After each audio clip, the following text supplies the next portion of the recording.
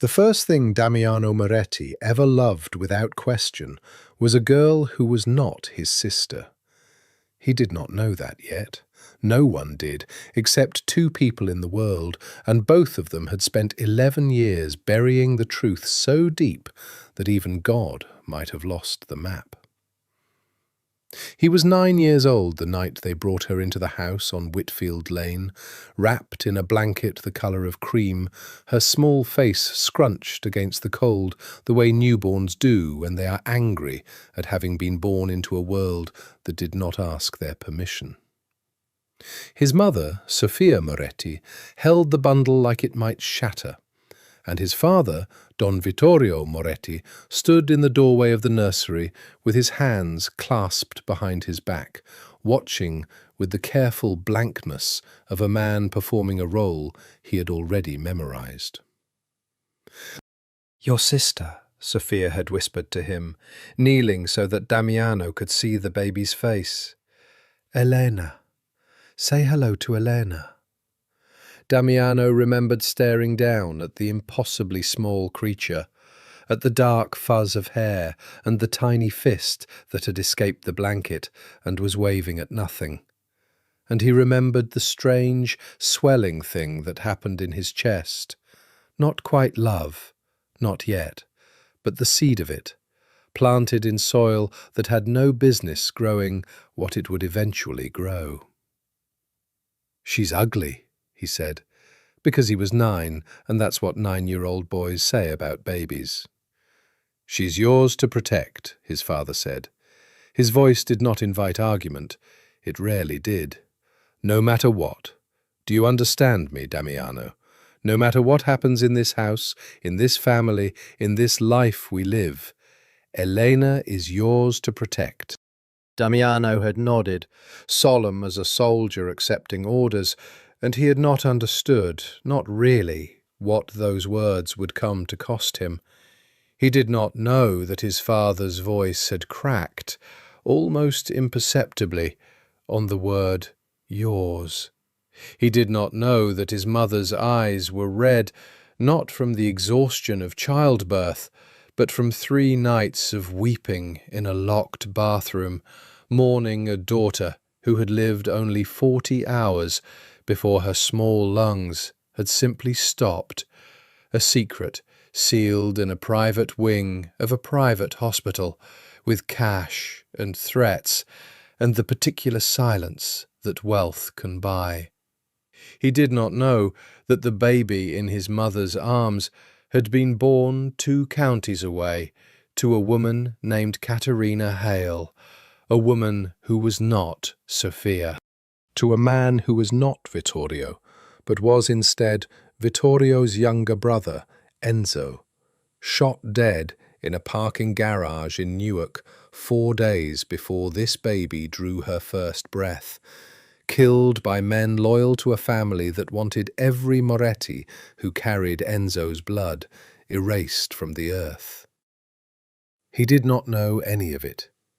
He only knew that the baby's fingers, when she finally caught his with her own, were so small they barely closed around the tip of his pinky, and that something in him, something old and instinctive and entirely unprepared for what it would become, decided in that exact moment that he would kill anyone who ever made her cry.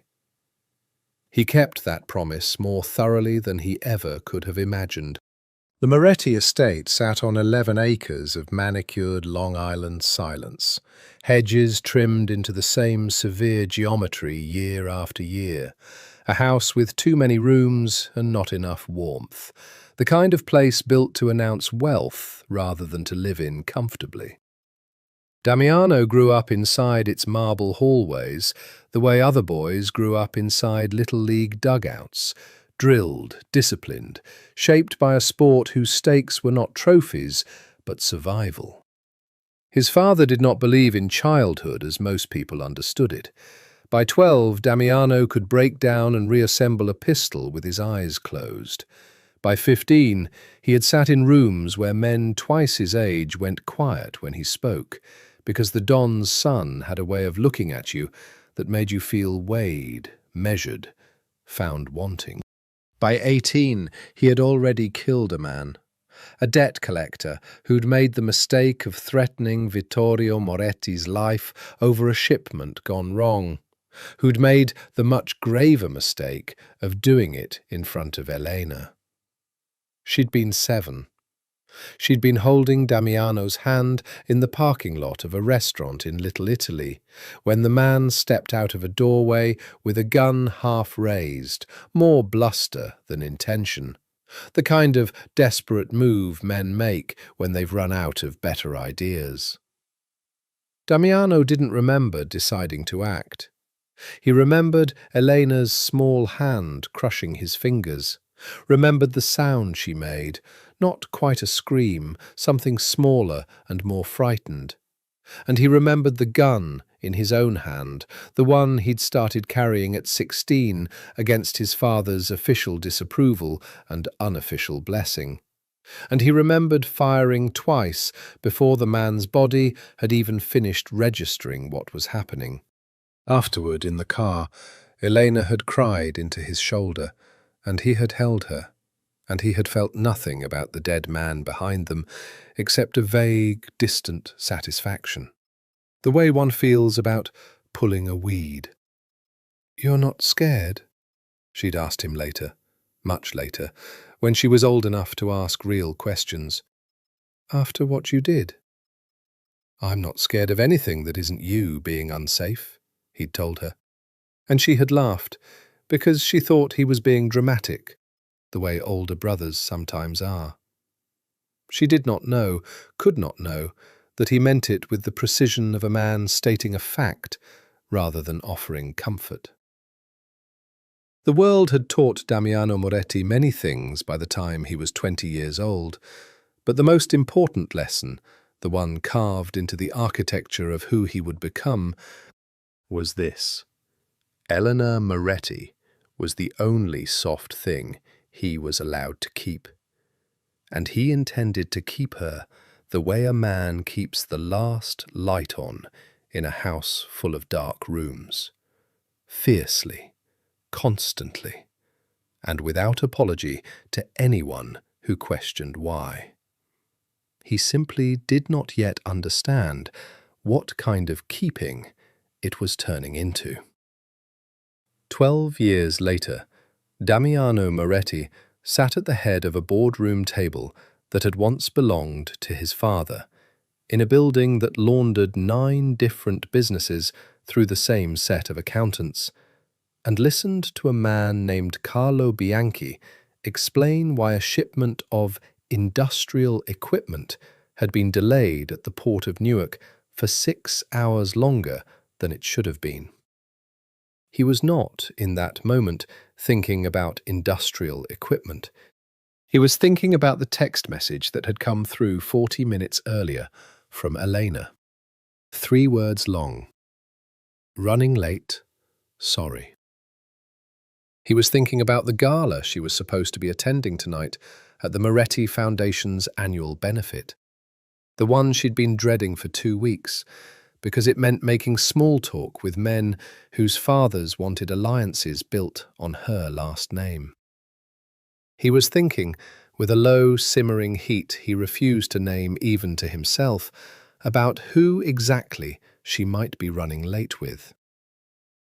"Damiano," Carlo's voice cut through. "You hear what I'm saying?" "I heard you." Damiano did not look up from his phone. "Pay the harbour master double next time so this doesn't happen again. I don't care about 6 hours. I care about patterns. Fix the pattern." Carlo nodded, made a note, moved on to the next item on a list that Damiano had stopped truly listening to. He had built, in the 5 years since his father's heart had finally surrendered to a lifetime of cigars and stress, an organization that functioned with terrifying efficiency precisely because he refused to let sentiment touch business. Men who failed him lost fingers before they lost their lives. A calculated mercy meant to remind them that the next failure would not be so generous. Rivals who tested the borders of Moretti territory discovered those borders were patrolled by men who did not sleep and did not negotiate. In the 5 boroughs and the better part of 3 states, the name Moretti had become shorthand for a particular kind of inevitability. Cross us, and the consequence arrives, slow or fast, but it arrives. There was only one subject on which Damiano Moretti was not inevitable, was not controlled, was not, in any sense that mattered, cold. Boss. Nico, not Nico Greco, but his own lieutenant, a thick-necked man named Nico Falcone, who'd been with the family since before Damiano could shave, leaned in from the doorway. "Car's out front for the benefit. You want me to send someone to pick up Elena, or—" "I'll get her myself." Damiano was already standing, already buttoning his jacket, with the kind of unhurried precision that masked exactly how fast his pulse had picked up at the mention of her name. "Where is she?" "Said something about finishing up at the gallery, the one on Mercer." Damiano's jaw tightened almost imperceptibly. The gallery on Mercer was owned by a man named Julian Hayes, a curator with soft hands and a softer reputation among the women of Manhattan's social circuit. A man Damiano had looked into the moment Elena mentioned working with him on a charity art auction 6 weeks ago. Nothing had come of the looking. Yet. Damiano had simply filed the information away in the part of his mind reserved for things that might one day require his attention. The way a man keeps a gun in a drawer he hopes never to open. He told himself, as he had told himself 100 times before, that this was protection. That a man in his position could not afford to let his sister wander unguarded through a city full of people who would use her to get to him, kidnap her for ransom, seduce her for information, marry her for alliance. That the tight, possessive coil low in his stomach whenever another man's name attached itself to hers was simply vigilance wearing an inconvenient disguise. He had been telling himself that lie for years. It was getting harder to believe. The gallery smelled like fresh paint and expensive perfume when he arrived, the kind of sterile elegance that made Damiano's shoulders itch with discomfort. He had never been a man for soft rooms. He found Elena near the back, in a deep green dress that hugged the line of her body in a way that made his jaw clench before he could stop it, laughing at something Julian Hayes had said, her dark hair loose over one shoulder, a champagne flute dangling forgotten from her fingers. She looked, Damiano thought, with the kind of brutal honesty he allowed himself only in the privacy of his own skull, like the only beautiful thing in the entire room that hadn't been bought. "Damiano." Her face lit when she saw him. It always did, that instant, unguarded brightening that no one else on earth earned from her, and it hit him in the chest the way it always had, a soft violence he had never learned to defend against. She crossed the room and looped her arm through his without hesitation. The casual intimacy of a lifetime of being each other's safest place. "You're early. I told you I'd meet you there. I wanted to see the gallery." It wasn't a lie, exactly. He let his gaze slide once, deliberately, to Julian Hayes, who had the good sense to look suddenly very interested in a painting across the room. "Looks like you finished early too." Julian was just thanking me for sourcing the donors. Elena tilted her head up at him, 24 years old and still infuriatingly unaware of the effect she had on grown men in expensive suits. "You didn't have to come get me yourself. You're busy." "I'm never too busy for you." He said it simply, the way he said most things, but something in his voice, a low gravel, a fraction too much weight on the words, made Elena's smile falter for just a second, made her dark eyes search his face the way they sometimes did lately, like she was trying to read a language she half remembered and couldn't quite translate. Damiano. Her voice was softer now, almost careful. You're staring again. Am I not allowed to look at my own sister? It's not looking. She pulled her arm free, smoothed the front of her dress, a small, unconscious gesture of putting distance between them that he hated more than he had any right to. It's something else. You do it sometimes, and I don't know what it is, and it makes me... She stopped herself. He watched her decide not to finish the sentence, watched the careful retreat behind her eyes, and something cold and frightened moved through him, because he knew exactly what word she had swallowed before it could become real between them. Nervous. He had been making his own sister nervous. And instead of stopping, instead of correcting course, instead of doing the one decent thing a brother should do, he felt only the dark, possessive satisfaction of being noticed by her at all, in any way, even the wrong way, even the dangerous way. Come on, he said instead, offering his arm again, his voice smoothed back into something easy, something safe. We're late for your benefit. Let's go remind every man in that room why they should be terrified of you.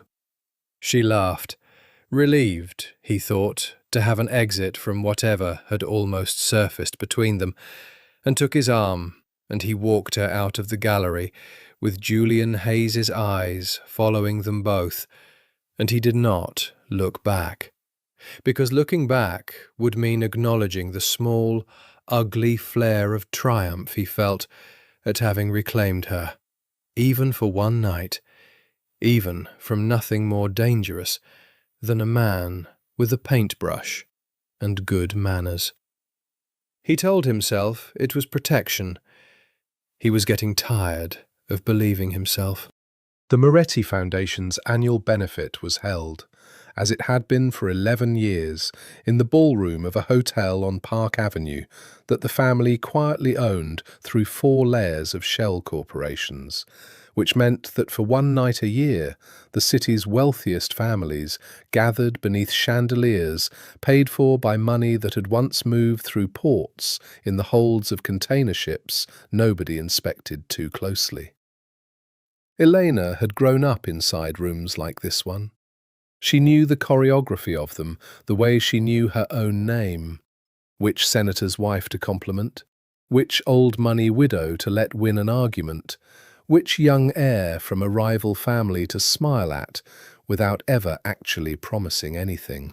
She had been raised deliberately and thoroughly to be the Moretti family's most beautiful weapon. Not a fighter, not a strategist, but a presence so luminous and so carefully protected that her very existence functioned as a kind of message to the rest of the underworld. This is what we treasure. This is what you will never be allowed to touch. She had understood that role since she was old enough to understand anything, and most of the time she did not resent it. Tonight, in her green silk dress, with her brother's eyes following her across the room like a held breath, she found herself resenting it more than usual. Eleanor Moretti. The voice belonged to Nico Greco, son of Don Salvatore Greco, head of the family that controlled most of Brooklyn's waterfront, and had been, for 2 generations, the Morettis' closest thing to an equal.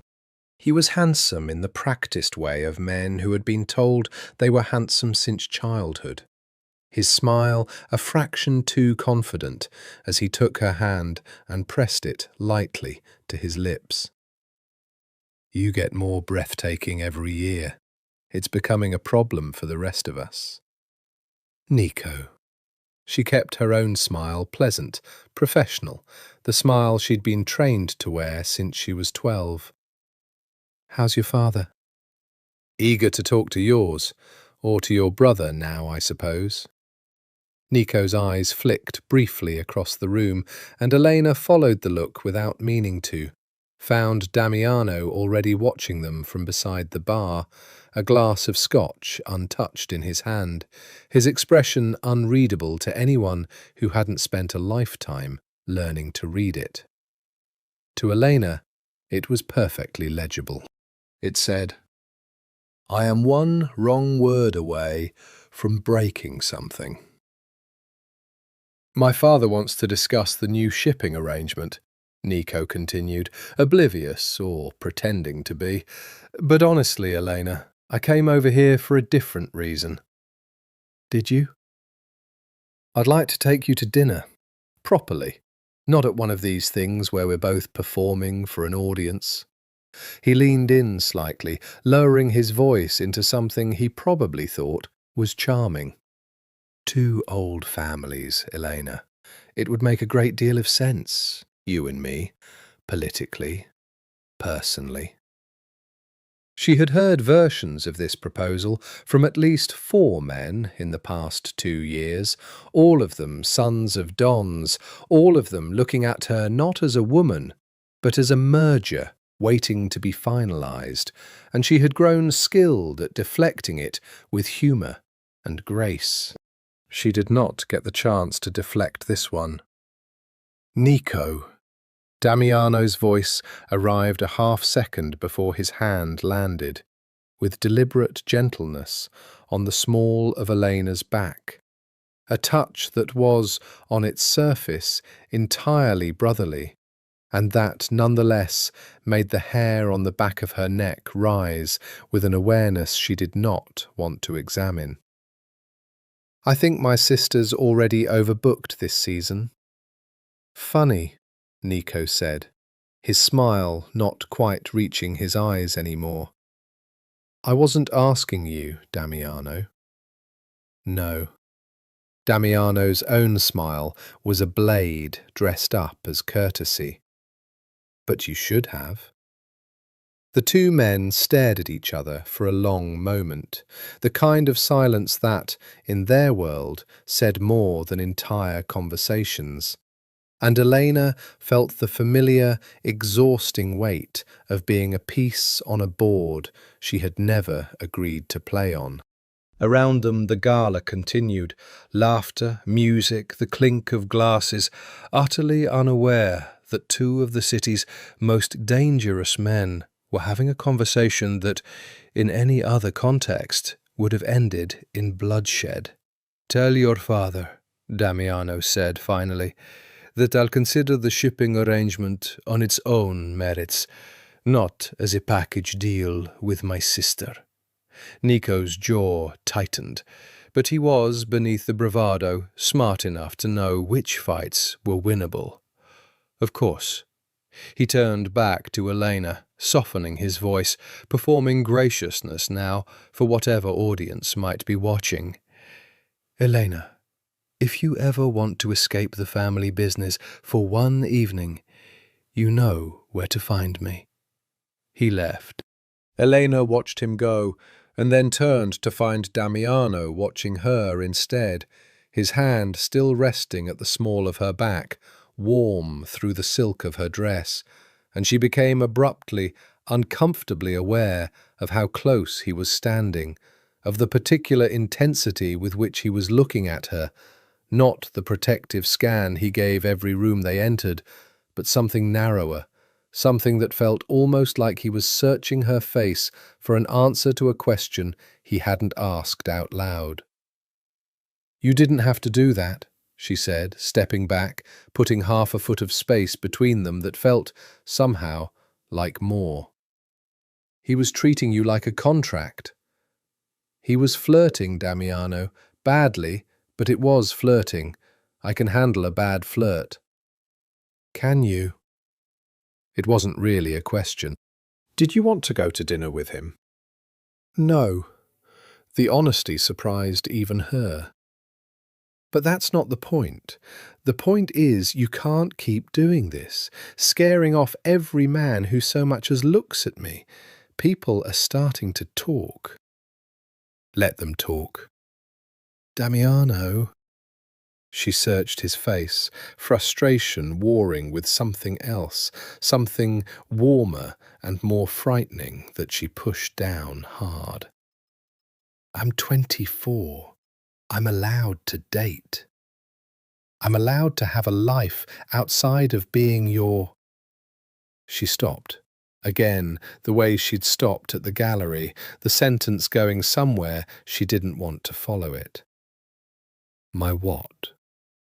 His voice had gone very quiet, very careful, and his eyes, God, his eyes, dark and steady and entirely too focused, held hers in a way that made her stomach drop in a manner that had absolutely nothing to do with fear. Finish it, Elena. My what? She didn't answer. She couldn't, because the word that wanted to come out of her mouth wasn't sister, and they both knew it, and the silence between them stretched out across the crowded, glittering room like something fragile, threatening to crack. We should go say hello to the Castellanos, she said finally, turning away before he could see whatever was happening on her own face. Before this gets weirder than it already is. Damiano let her walk a step ahead of him and watched the line of her back, the way her shoulders had gone tight with whatever she was refusing to feel, and felt the same tightness in his own chest, a mirror of hers, a matched and terrible thing neither of them had agreed to carry. 3 weeks later, Elena stood in the private booth of Onyx, the nightclub the Moretti family owned outright. No shell corporations necessary, just a sleek black building on the edge of the meatpacking district where the base lived in your sternum and the bottles cost more than most people's rent, and watched her brother dismantle a man's evening with nothing but a look. She hadn't meant to start anything. She'd come to Onyx with her cousin Vivian and 2 friends from her gallery committee, intending to have one normal night, one night where she wasn't Elena Moretti, Mafia princess, but just Elena, 24, dancing badly to music too loud to think over. For an hour, it had even worked. She'd had 2 drinks she didn't finish, laughed at something stupid Vivian said, let a stranger, a good-looking stranger with an easy smile, no rings, no obvious tells of the underworld, buy her a 3rd drink and ask her to dance. His name was Theo. He worked in finance, or said he did. He had good hands and better rhythm, and for 20 minutes, with the music pounding and the lights sliding colours across the floor, Elena had felt something close to ordinary, and it had been wonderful. Then she'd looked up toward the VIP section and found Damiano already there, already watching, and the ordinary feeling had died in her chest like a snuffed candle. He hadn't come down right away. That was somehow worse. He'd simply stood at the railing of the upper level with a drink he wasn't drinking, his attention a physical weight she could feel from 30 feet away through a crowd of 200 people. And she'd watched Theo's easy smile falter as he too became aware of being observed. "Is that guy with you?" Theo had asked, nodding up toward the VIP section. "That's my brother." Christ, why is he looking at me like that? "Ignore him," she'd said, though she knew, even as the words left her mouth, that it was useless advice. Nobody ignored Damiano Moretti when he looked at you like that. 20 minutes later, Theo excused himself to the bar and never came back. Elena found out why 3 days afterward from Vivian, who'd heard it from one of the bartenders. Damiano had sent Nico Falcone down to have a quiet word, had Theo's name and employer pulled up on a phone screen before the man had even reached the bar, had let him understand, in the calm and bloodless language the Moretti organization specialized in, that whatever he thought might happen tonight with Elena Moretti was not, in fact, going to happen. Not tonight. Not ever. Not with him. Not with anyone Damiano hadn't personally vetted and approved. He didn't touch him, Vivian said, half laughing, half appalled, when she told Elena. Didn't have to. The guy looked like he'd seen a ghost, practically ran out of there. Elena had said nothing, because there was nothing to say that wouldn't sound, even to her own ears, like an admission of something she wasn't ready to name. But that night, lying awake in her room in the Manhattan penthouse she shared with her brother, 3 floors of glass and steel 40 stories above the city, a fortress disguised as luxury, she found herself doing the things she'd been doing more and more often lately, replaying the moment Damiano's eyes had found hers across the club, trying to identify exactly what had been in them. It wasn't anger. She knew anger. She'd grown up around men whose anger could rearrange a room. What lived in Damiano's eyes when he watched another man's hands on her body was something else entirely. Something starved and dark and possessive in a way that had no business existing between siblings.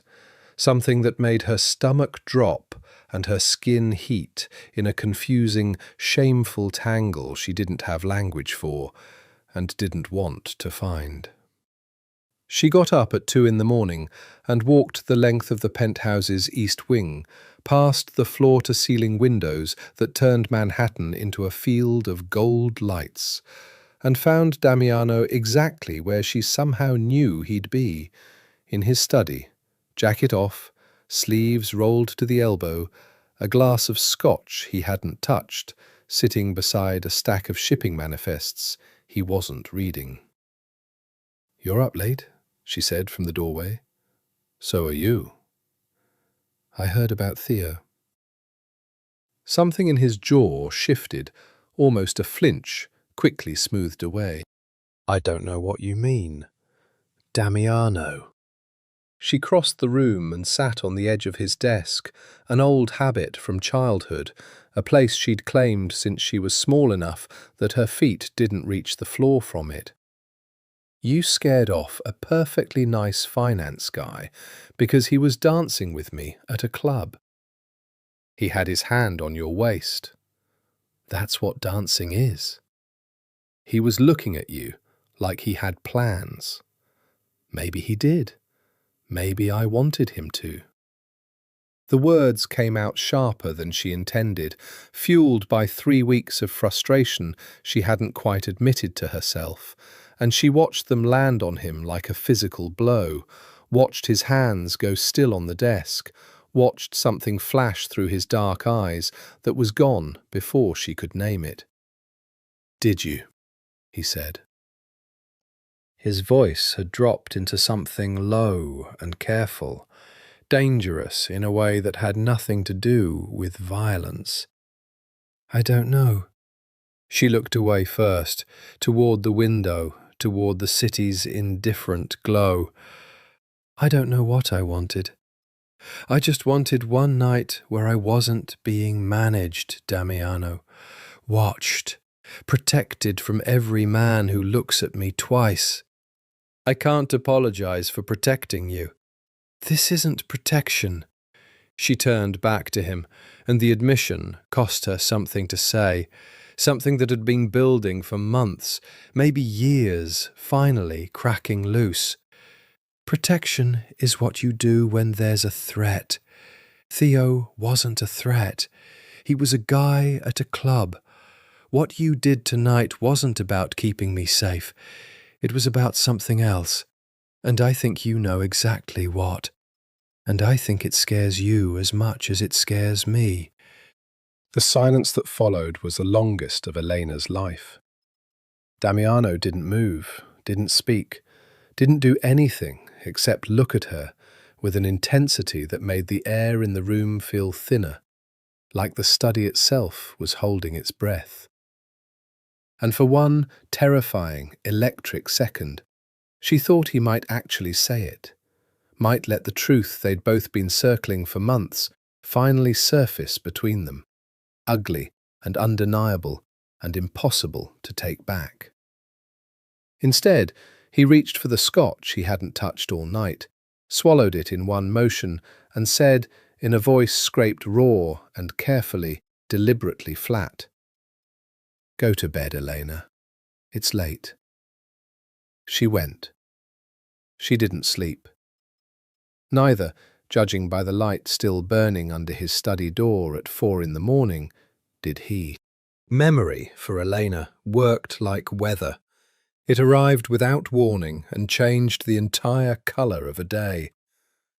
She was 16 the first time she noticed something had shifted in the way Damiano looked at her, though she hadn't had the vocabulary for it then, only the vague, unsettled sense that something had moved beneath the surface of their relationship, like a current changing direction. She had come downstairs in a new dress, midnight blue, bought for her first real dance at the private school the family insisted she attend, despite knowing none of the other girls there could ever truly be her friends.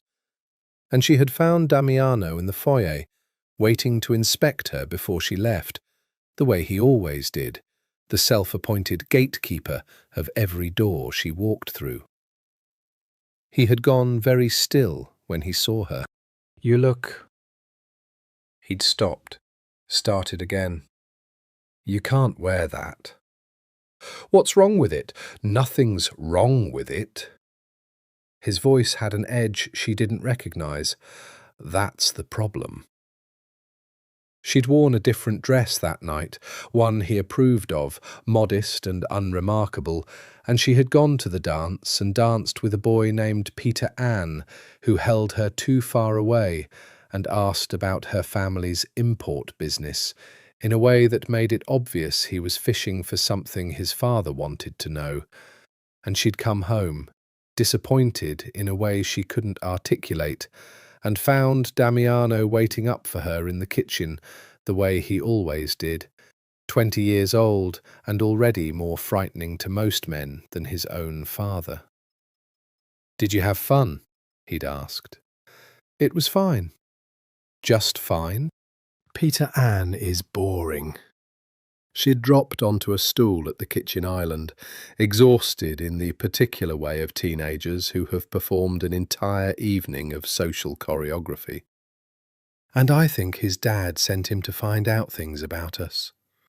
Something dark had flickered across Damiano's face. Not surprise, she remembered thinking even then, but confirmation of a suspicion he'd already held. "I'll look into it." "Damiano, it's a high school dance. Not everything is a conspiracy." "Everything involving you is a conspiracy until I've confirmed it isn't." He'd said it simply, without drama, the way he said most things, and then he'd done something he rarely did, reached out and tucked a strand of hair behind her ear, his fingers lingering against her cheek a half-second longer than the gesture required, his eyes dropping to her mouth for the briefest, most deniable instant before he caught himself and stepped back like he'd touched a flame.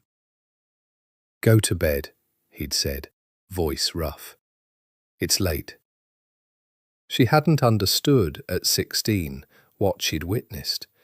She'd gone to bed, confused and a little flattered, and entirely unaware that she'd just watched her brother fight a battle against himself and lose ground he would spend years trying to reclaim. She understood it now, at 24, with the perfect clarity of hindsight and 8 more years of watching that same battle play out in 100 smaller moments. the way he never let another man's hand stay too long on her waist, the way his eyes tracked the hemline of her dresses with an attention that had nothing to do with brotherly disapproval, the way he sometimes looked at her across a room with an expression so naked and so wrong that she had to look away first because she didn't trust what her own face might be doing in response. She had spent a year now, quietly, secretly, with the particular shame of a person convinced she was the only one carrying a sickness, trying to name what had grown between them. She had told herself it was nothing. She had told herself it was the natural result of a childhood spent too close, too dependent, an only children's intensity mistaken for something else by two people who didn't have enough other intimacy in their lives to dilute it. She had told herself a dozen comforting lies, and every single one of them had dissolved the moment Damiano walked into a room and her pulse did something it had no business doing for a man who shared her blood. Shared her blood. The phrase sat in her mind like a stone she couldn't stop turning over. They were siblings, full siblings as far as she knew, same mother, same father, the same dark hair and the same particular shape of their eyes that strangers sometimes remarked on. "You two look so alike," a comment that used to make her proud and now made something in her stomach twist with something closer to dread.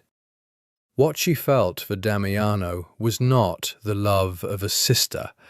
She had loved her brother her entire life, fiercely and uncomplicatedly, until somewhere in the last few years that love had metastasized into something with teeth, something that ached in her chest when he touched the small of her back, something that made her dream and wake, ashamed of the dreaming, about his hands in places a brother's hands had no right to be. She had decided, sometime around her 23rd birthday, a fundamentally broken person. She had simply chosen not to examine the wound too closely, because some part of her, the same part that lit up every time he walked into a room, did not actually want to be healed. She didn't know, yet, that 400 miles away, in a hospital archive in a small Pennsylvania town neither of them had ever visited, a sealed file sat in a locked cabinet with her name on it, and a different name beneath it, waiting like a held breath for someone to finally open the drawer. The announcement came on a Tuesday, delivered by Sophia Moretti over a breakfast that suddenly tasted for Elena like ash. "Salvatore Greco called your brother this morning," Sophia said, stirring sugar into her coffee with the particular calm she deployed whenever she was about to say something that wouldn't be well received. At 61, Sophia Moretti remained a woman of formidable composure, silver-streaked dark hair always perfectly set, the kind of beauty that had not faded so much as sharpened into something more dangerous with age. "He's proposing a formal alliance between the families. We have an alliance with the Grecos." Elena set down her fork. "We've had one for 30 years. He's proposing we make it permanent." Sophia's eyes, when they finally lifted to meet Elena's, held an apology that did nothing to soften the words that followed. "A marriage, Elena. You and Nico." The kitchen went very quiet. Across the table, Damiano's coffee cup stopped halfway to his mouth, and Elena watched, with a strange, detached clarity, the way his knuckles whitened around the porcelain. "No," he said. Just that. One word, flat and absolute, the same tone he used to end negotiations with men who'd come to beg for mercy. "Damiano." Sophia's voice carried the patient weariness of a woman who had been managing her son's temper since he was old enough to have one. "This isn't your decision alone to make." It's not anyone's decision but Elena's. His jaw was a hard line, and Elena could see the effort it took him to keep his voice level, to keep whatever was happening underneath the surface from breaking through. She's not a contract clause. I'm aware of what she is. Something flickered across Sophia's face, too fast for Elena to read, gone before she could try. But you understand the position we're in. Salvatore is not a man who likes to hear no, and we need the Greco shipping lanes if we're going to keep the Russians out of our territory next year. This marriage would secure that for a generation. I'm not marrying Nico Greco. Elena's own voice surprised her, steadier than she felt, edged with a defiance she usually reserved for nothing more dangerous than disagreements over party seating charts. I don't care what it secures. I'm not a shipping lane. No one's saying you have to love him. Sophia's tone gentled, became almost coaxing, the voice she'd used to talk Elena through childhood's scraped knees and adolescent heartbreaks. These arrangements aren't about love, Eleanor. They're about survival. Your father married me for the exact same reasons, and we built a life together. A good life.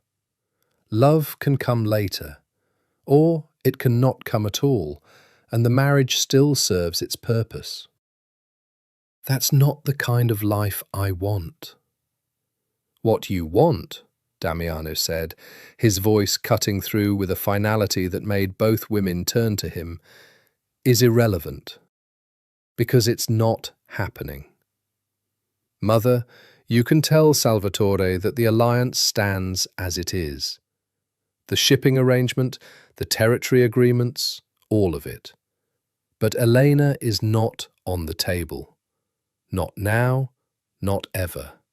And if he has a problem with that, he can bring it to me directly instead of using my mother to soften his negotiations. Sophia studied her son for a long moment, something complicated moving behind her composed expression. Not quite surprise, Elena thought, watching the exchange with the growing, uneasy sense of having stepped into a conversation that had layers she couldn't see. It looked almost like recognition, almost like fear. You should be careful, Damiano, Sophia said finally, quietly, about how this looks.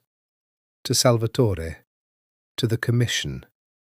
A don who can't be reasoned with on matters of family business is a don people start to wonder about. Let them wonder. And to your sister.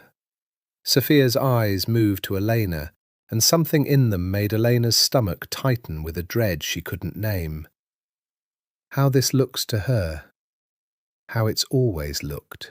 The sentence hung in the air, weighted with something Elena didn't understand, and Damiano, judging by the sudden rigid stillness of his whole body, understood completely. He didn't respond. He simply stood, set down his coffee cup with exaggerated care, as if controlling the motion was the only thing keeping him from breaking the cup outright, and left the room without another word. Elena sat across from her mother in the sudden ringing silence, her heart pounding for reasons that had nothing to do with the marriage proposal and everything to do with the look that had passed between Sophia and Damiano. A look that contained an entire conversation Elena hadn't been invited to. Mom? Her voice came out smaller than she intended. What did you mean by that? How it's always looked? Sophia's composure didn't crack, but something behind her eyes shuttered closed, a door pulled firmly shut. Nothing, Cara. I'm tired, and your brother makes me say things I don't mean when he gets like this. She reached across the table and squeezed Elena's hand, her rings cold against Elena's skin. Forget the marriage. He's right. It's not happening. Finish your breakfast. Elena finished her breakfast. She did not forget the marriage, and she did not forget the look on her mother's face, And that night, lying awake in the dark of her bedroom, with the city humming 40 stories below, she found herself turning the moment over and over, certain, with the particular dreadful certainty of a person finally noticing the shape of something that has been hiding in plain sight her entire life, that there was a secret in her family far larger than which Mafia Don's son she would or wouldn't marry. She did not yet have the courage to go looking for it. She would, soon enough, regret how easily that courage finally arrived. Salvatore Greco did not take the rejection well, and his son took it worse. It started small. A delayed payment on the shipping arrangement that should have arrived clean, a comment dropped at a commission dinner about how the Morettis seemed to be having trouble managing their assets, a photographer who showed up outside Elena's gallery committee meeting and got a little too close before Damiano's security detail intervened. By the time Nico Greco cornered Elena outside a restaurant on Mulberry Street on a Thursday evening, 3 weeks after the breakfast that had ended in her brother's cold fury, the temperature between the two families had dropped low enough that everyone in their world understood a reckoning was coming. "You embarrassed me," Nico said, blocking her path on the sidewalk with the kind of casual menace men like him mistook for charm. He'd had a few drinks. She could smell it on him, sour and confident. "You know that? Whole commission heard your brother turned me down, like I wasn't good enough for his precious little sister." "Nico, please move." "I would have been good to you, Elena." His voice took on something uglier, wounded pride curdling into something darker. "Better than you deserve, considering what people say about you." "What is that supposed to mean?" "Means everyone wonders why Damiano Moretti can't let another man near you without losing his mind. Means people talk, Elena, about how a man protects his sister." He said the word with deliberate, ugly emphasis, his eyes raking down her body in a way that made her skin crawl. "Real strange kind of protective, if you ask half the commission." She felt the blood drain from her face, felt a hot, sick shame rise up her throat that she didn't fully understand and desperately wanted to deny. And she opened her mouth to tell him to go to hell. And that was the exact moment a car door slammed somewhere behind her, and the sidewalk seemed to drop 10 degrees in temperature. She didn't need to turn around to know.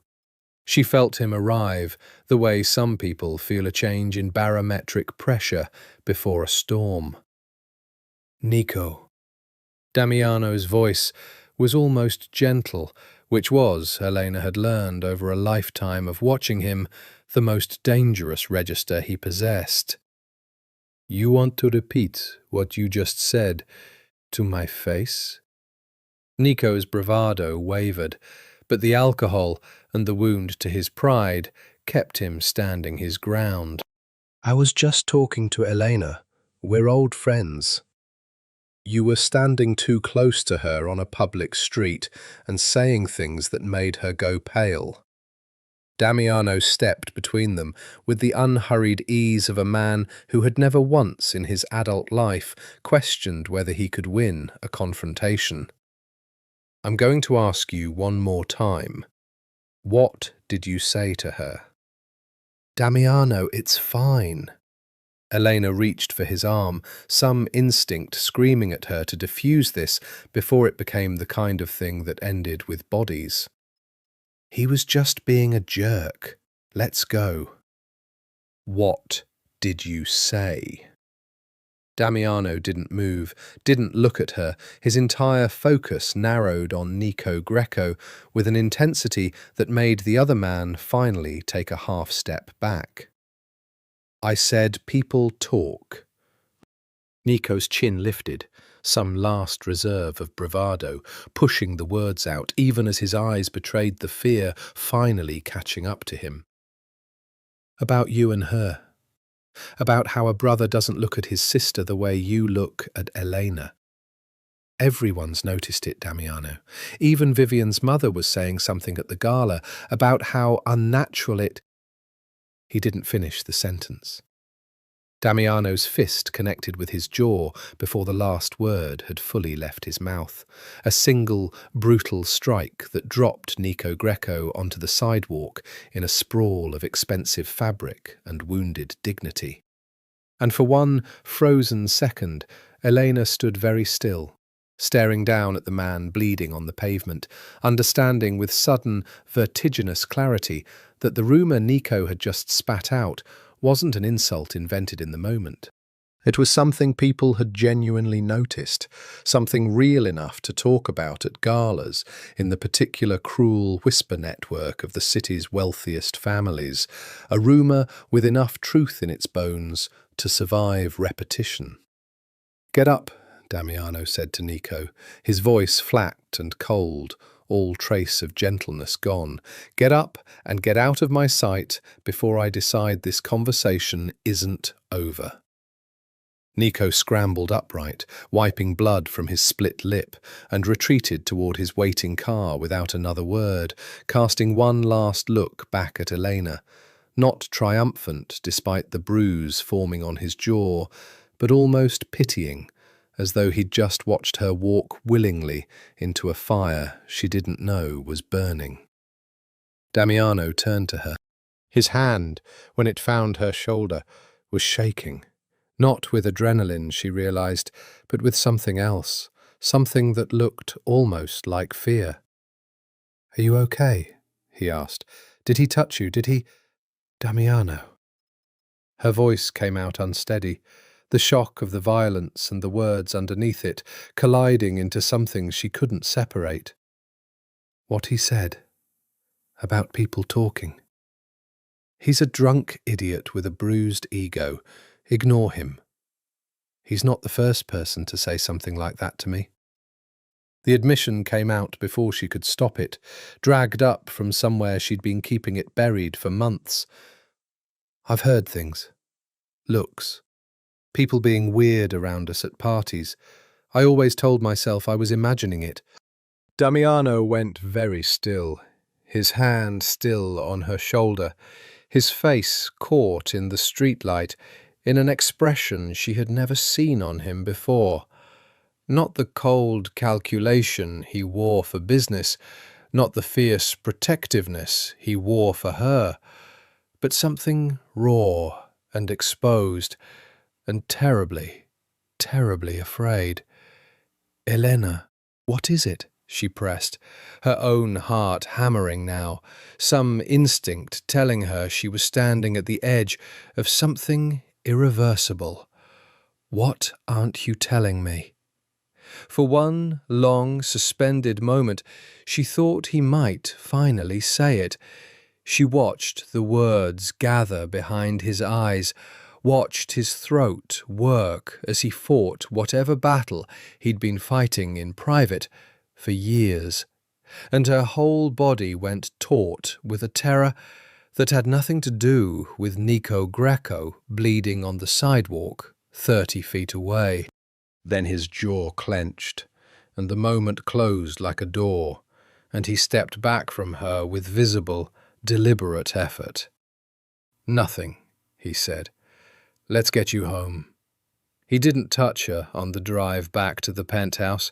He sat as far from her as the car allowed, his hands gripping the wheel with white-knuckled tension, and Elena watched the city slide past the window and understood, with a dread that settled into her bones like cold water, that whatever was happening between them had just been given a name by a stranger on a sidewalk, and that names, once spoken aloud, had a way of becoming impossible to unspeak. It happened on a night that began, like so many of their unravelling moments did, with nothing more dramatic than a thunderstorm.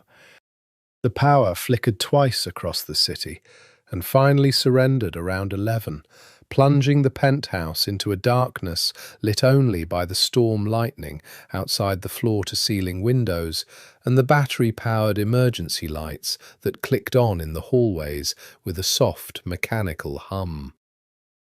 Elena found Damiano in the living room, 2 candles already lit on the coffee table. He had grown up in a house run by a man who distrusted relying entirely on the grid, and some habits never left him. A glass of scotch in his hand, his tie long since discarded, his collar open at the throat, in a way that did something unhelpful to Elena's concentration. "Power's out across half the city," he said, not looking up as she came in. "Should be back within the hour." "I don't mind." She settled onto the opposite end of the couch, drawing her knees up beneath her, watching the lightning carve white fractures across the black sky beyond the glass. "It's nice. Quiet." They sat in a silence that had once been comfortable and had, in recent months, become charged with something neither of them acknowledged out loud. A silence full of careful distance, of eyes that didn't quite meet, of 2 people sitting 4 feet apart on a couch and working very hard to make it feel like more.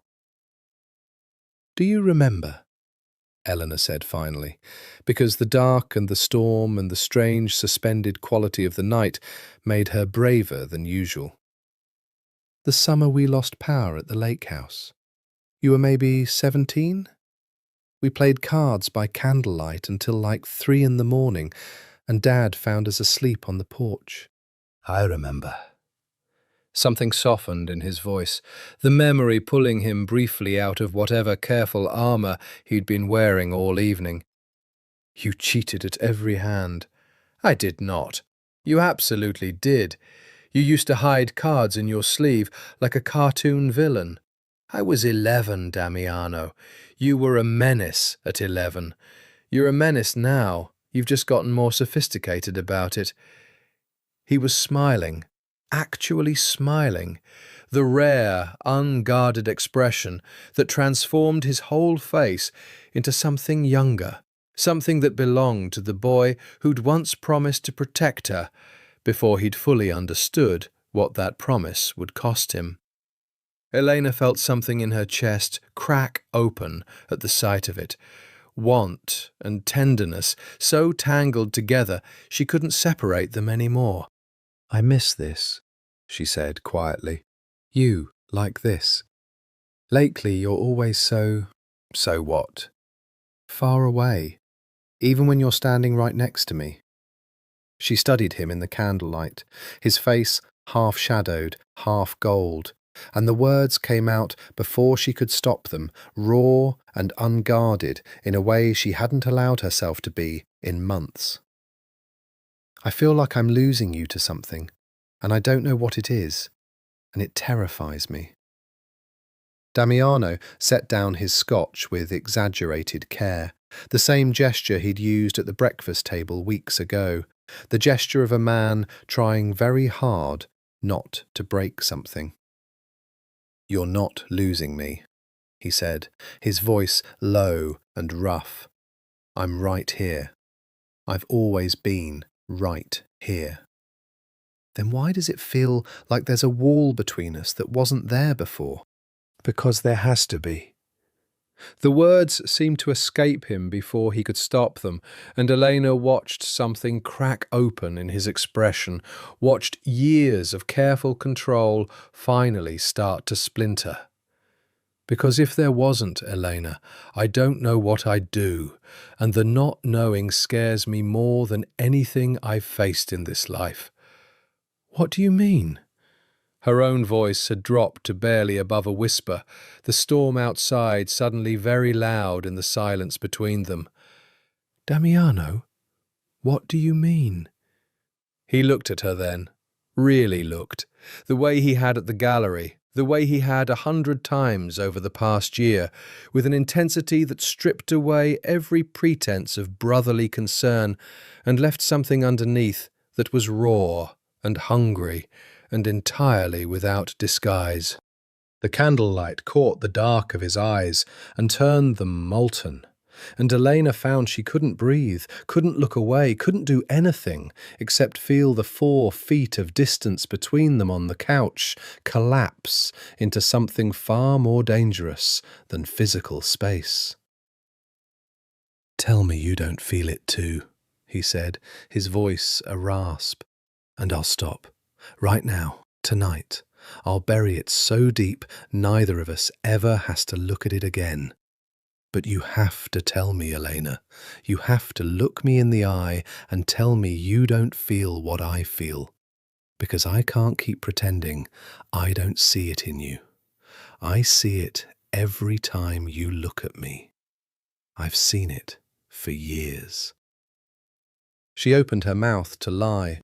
She had a lie ready, had been rehearsing it in the privacy of her own guilt for longer than she wanted to admit. "I don't know what you're talking about. You're my brother. This is insane." And the lie died somewhere in her throat, because his hand had found her cheek, warm and trembling in a way she'd never felt from him before, and his thumb traced the line of her jaw with a tenderness that obliterated every defence she'd built. "I can't," she whispered. "Damiano, I can't say that. God help me, I can't." The sound he made was almost pain, almost relief. A low, broken noise from somewhere deep in his chest, and then his forehead was against hers, his breath ragged, both of them frozen at the precipice of something they had spent years building walls against, walls that had just, in one stormlit moment, come down entirely. "This is wrong," she breathed, even as her hand found the front of his shirt, even as her whole body leaned into him instead of away. "Damiano, this is so wrong. Don't." His voice broke on the word. "Don't say it. Please, Elena. Just for tonight. Don't say it." She didn't. For one suspended, weightless moment, with the storm raging outside, and the candles burning low, and his mouth a breath away from hers, she let herself believe that not saying it might be enough to make it not true. Then the lights flickered back on with a sudden electric hum, fluorescent and unforgiving, and the spell shattered like glass. They pulled apart so fast it was almost violent, both of them scrambling back to opposite ends of the couch, both of them breathing hard, both of them staring at anything except each other. Elena pressed a trembling hand to her mouth. Damiano dragged both hands through his hair and stood so abruptly the coffee table rattled. "That didn't happen," he said, his voice rough and unsteady, his back to her. "Elena, that didn't happen. We're going to forget it happened." "Damiano, I need you to forget it happened."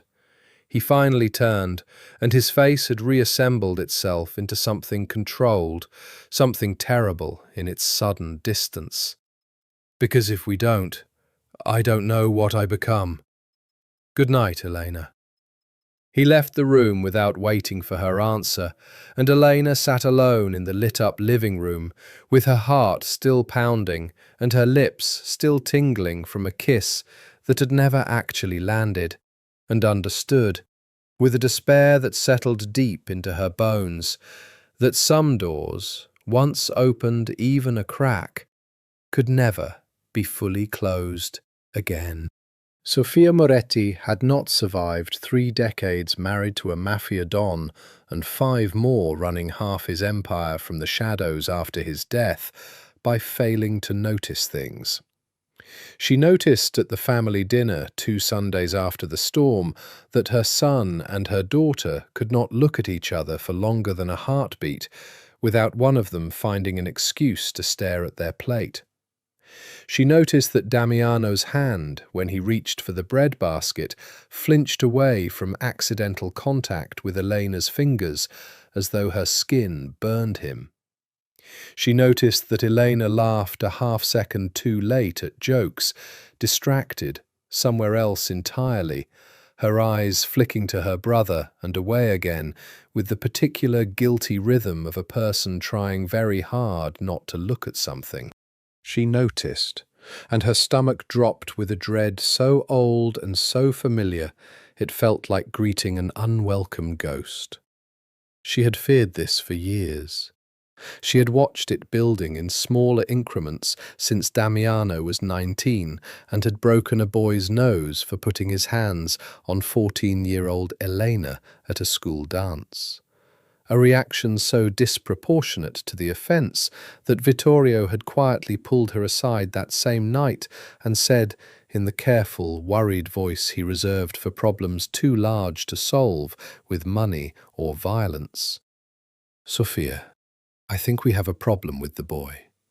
They had told themselves, both of them, that it would pass, that it was the natural overprotectiveness of a boy raised to believe his sister's safety was his sole purpose, a devotion that would mature into something appropriately distant as they both grew older, married, built separate lives. They had told themselves that lie for a decade, watching it curdle instead into something neither of them had the courage to name out loud, not even to each other, not even in the privacy of their own marriage bed, where Vittorio had finally, in his last year of life, whispered the fear that had haunted him since the children were small. What if it never passes, Sophia? What if we built this house on a lie, and the lie is going to destroy them both? He had died 18 months later of a heart that simply gave out, and Sophia had carried his fear alone ever since, watching her son become a man feared across 3 states, watching her daughter blossom into a woman who turned heads in every room she entered, and watching, with growing horror, the thing growing between them that had no name fit for polite conversation, and no solution fit for a family whose entire empire rested on the appearance of unimpeachable legitimacy. After dinner, she found Damiano alone on the terrace, a cigarette burning between his fingers, a habit he'd quit years ago and apparently resumed, judging by the half-empty pack on the railing beside him. "You're smoking again," she said, observant as ever. Damiano. She came to stand beside him, looking out over the city rather than at him, giving him the small mercy of not having to meet her eyes for what she was about to say. "I need you to tell me the truth about something, and I need you to actually answer me instead of deflecting the way you've been deflecting your entire life." He didn't respond, which was, in itself, an answer. "What's happening between you and your sister?" The cigarette stilled between his fingers. For a long moment, the only sound was the distant hum of the city 40 stories below, the wind moving against the glass railing, and Sophia waited, with the particular patience of a woman who had spent her entire adult life waiting for men to find the courage to say true things. "Nothing's happening," he said finally, his voice flat in a way that fooled neither of them. "Damiano." "What do you want me to say, Mum?" The flatness cracked just slightly, and underneath it Sophia heard something raw and exhausted, something that had clearly been carrying its own weight for far too long alone. "That I look at her and feel things a brother shouldn't feel? That I've spent years trying to bury it, and it just keeps coming back? Worse every time? Is that what you want to hear?" Sophia closed her eyes briefly, the confirmation landing in her chest like a stone she'd been expecting and dreading in equal measure. "I want you to fix it, before it destroys her, and you, and everything your father built." "You think I haven't tried?" He flicked the cigarette over the railing, watched the ember fall away into the dark. "I've tried for years. I've thrown myself into business, into other women, into anything I could find to make it go away, and none of it works, because it's not—" He stopped himself, but Sophia heard the rest of the sentence anyway, in the silence that followed. "It's not just attraction. It's not something I can screw out of my system with some other woman. It's her, specifically, and it's not going anywhere. You have to end it." Sophia turned to face him fully now, her voice low and urgent. "Whatever this is, whatever it's becoming, you have to end it before anyone outside this family notices. Do you understand what would happen if word got out? The Commission would use it to strip your legitimacy. The Grecos would use it to destroy us. You would lose everything your father built, and you would take Elena down with you. And I will not." Her voice broke, finally, the composure she'd maintained for 30 years cracking under the weight of a fear she'd carried alone for too long. "I will not lose another child to this family's sins, Damiano. I won't survive it twice." The words hung in the air, strange and specific, and Damiano's head turned sharply toward her, something flickering in his expression, confusion, sharp and immediate, cutting through the raw grief of the conversation. "What do you mean?" he said slowly. "Another child." Sophia went very still. The wind moved against the glass. Somewhere below them, the city hummed on, indifferent to the precipice she had just, in a moment of exhausted grief, walked them both to the edge of. "Nothing," she said, too quickly, the practiced composure slamming back down over her face like a shutter. "I misspoke. I'm tired, and this conversation has upset me. Forget I said anything." "Mom." He stepped toward her, his own fear about Elena momentarily eclipsed by something sharper, something instinctive that recognized the sound of a lie even in his own mother's mouth. "What aren't you telling me?" "There's nothing to tell." Sophia turned and walked back toward the terrace doors, her spine rigid, her steps measured and controlled, in a way that did nothing to disguise how badly her hands were shaking. "Fix this thing with your sister, Damiano. That's all that matters right now. That's all that has ever mattered." She disappeared back into the penthouse, and Damiano stood alone on the terrace in the cold night air, his mother's words echoing in his skull. "I will not lose another child." Turning over a question he had never once in his life thought to ask, because he had never had a single reason to doubt that Elena Moretti was exactly who everyone, including himself, had always believed her to be. He had a reason now. He just didn't yet understand how large it was going to become. The Greco retaliation, when it came hard and came fast, and came exactly where the Morettis were most vulnerable. It happened on a Friday afternoon, 3 weeks after the confrontation on Mulberry Street, while Elena was leaving a meeting with the Foundation's board at a building on Fifth Avenue that her family's security had walked 100 times, and had, in the comfort of routine, stopped fully scrutinizing. She had 2 bodyguards with her, competent men, well-trained, men who had protected her without incident for years, and that was, in the end, exactly the problem. Routine breeds blind spots, and Salvatore Greco's men had spent 2 months studying that routine with the patience of hunters who understood that the biggest prizes require the longest waits. The van came from the service alley beside the building, 4 men inside it, faces covered, moving with the kind of brutal efficiency that suggested professional money behind the operation rather than amateur rage. The first bodyguard went down with a blow to the back of the skull before he registered the threat. The second got off one shot, wide, panicked, before a second man put him on the ground with a knee to the throat. Elena had time to scream once, a single sharp sound swallowed almost instantly by a gloved hand, before she was hauled bodily into the van, the doors slamming shut, the vehicle peeling away from the curb in under 90 seconds total.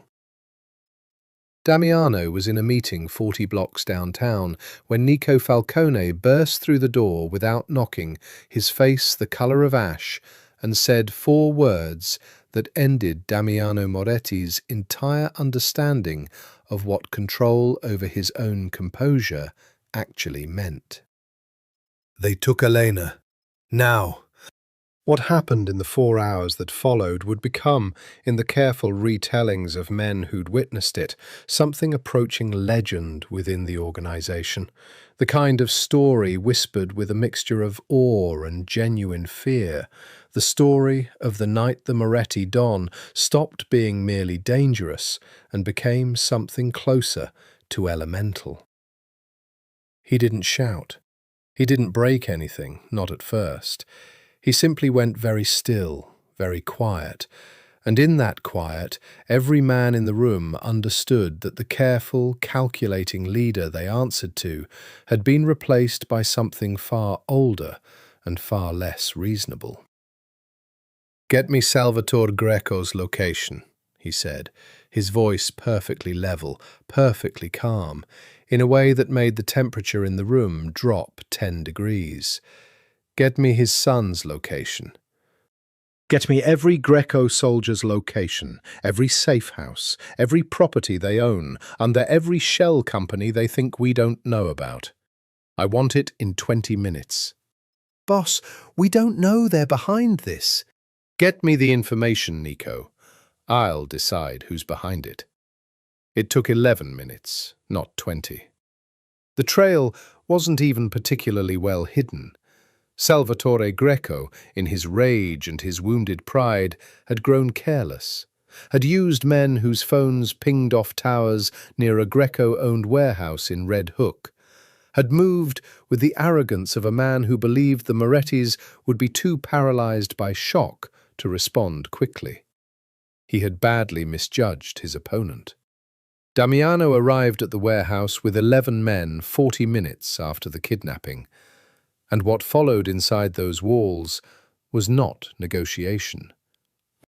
There was no demand for ransom exchanged, no careful diplomatic dance between crime families trying to avoid all-out war. Damiano walked through the front entrance of that warehouse with a gun in each hand and a silence in his chest that had replaced every ounce of his usual calculation. And the men inside, Greco soldiers, 6 of them, armed and braced for exactly this confrontation, discovered within 90 seconds that bracing for it and surviving it were 2 entirely different propositions. He found Elena in a back room, tied to a chair, a bruise already darkening along her cheekbone where someone had struck her for screaming too loudly, her eyes wide and wild with terror that transformed, the instant she saw him in the doorway, into something closer to disbelief, as though some part of her, even in the depths of her fear, had known with absolute certainty that he would come. "Damiano, I'm here."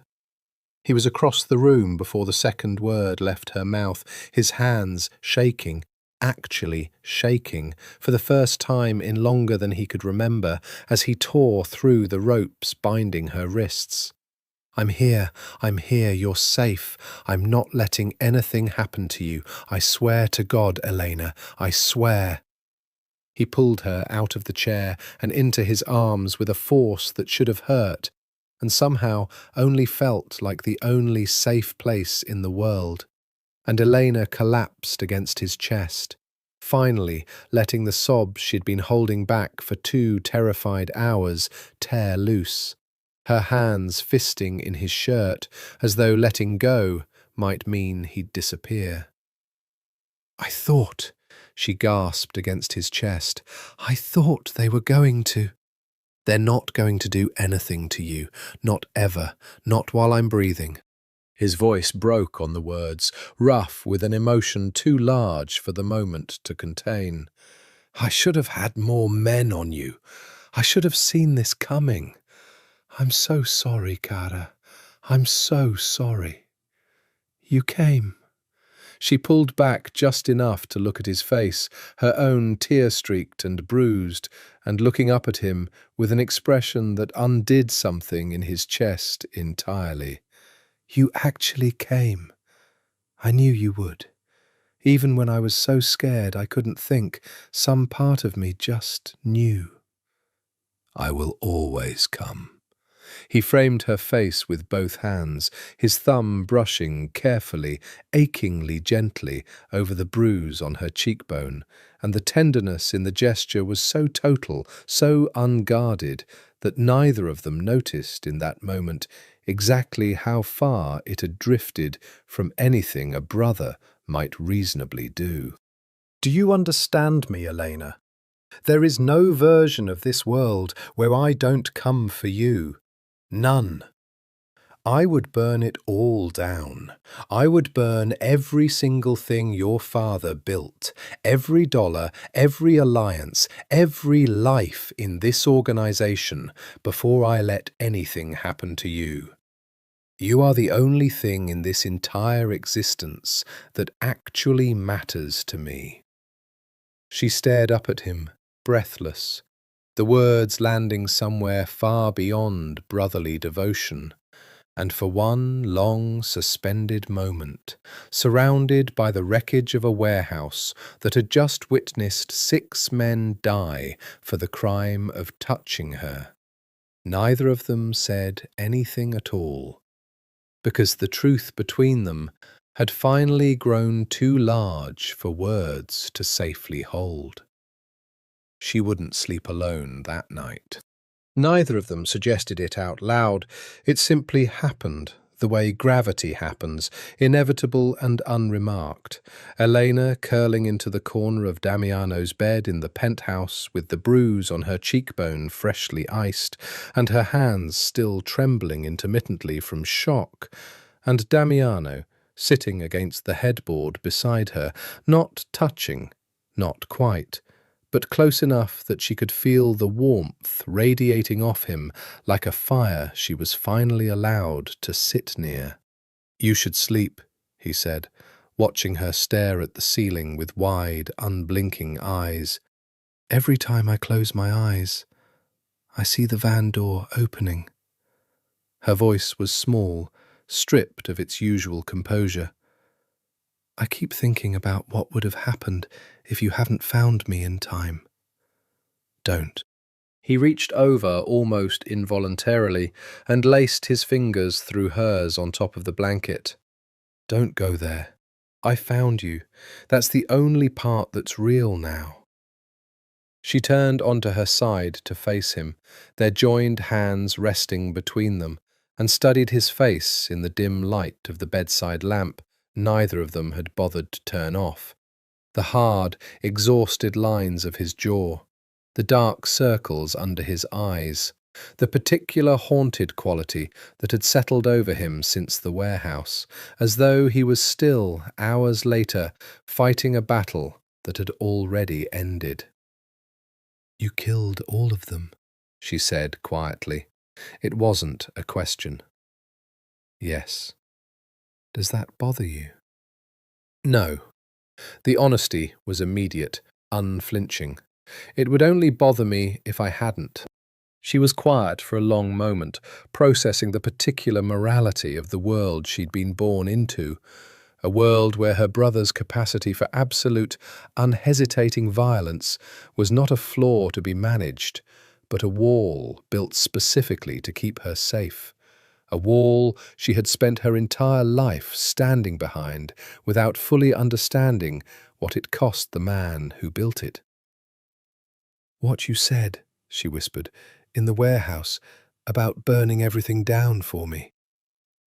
His thumb moved against her hand, a small, unconscious caress.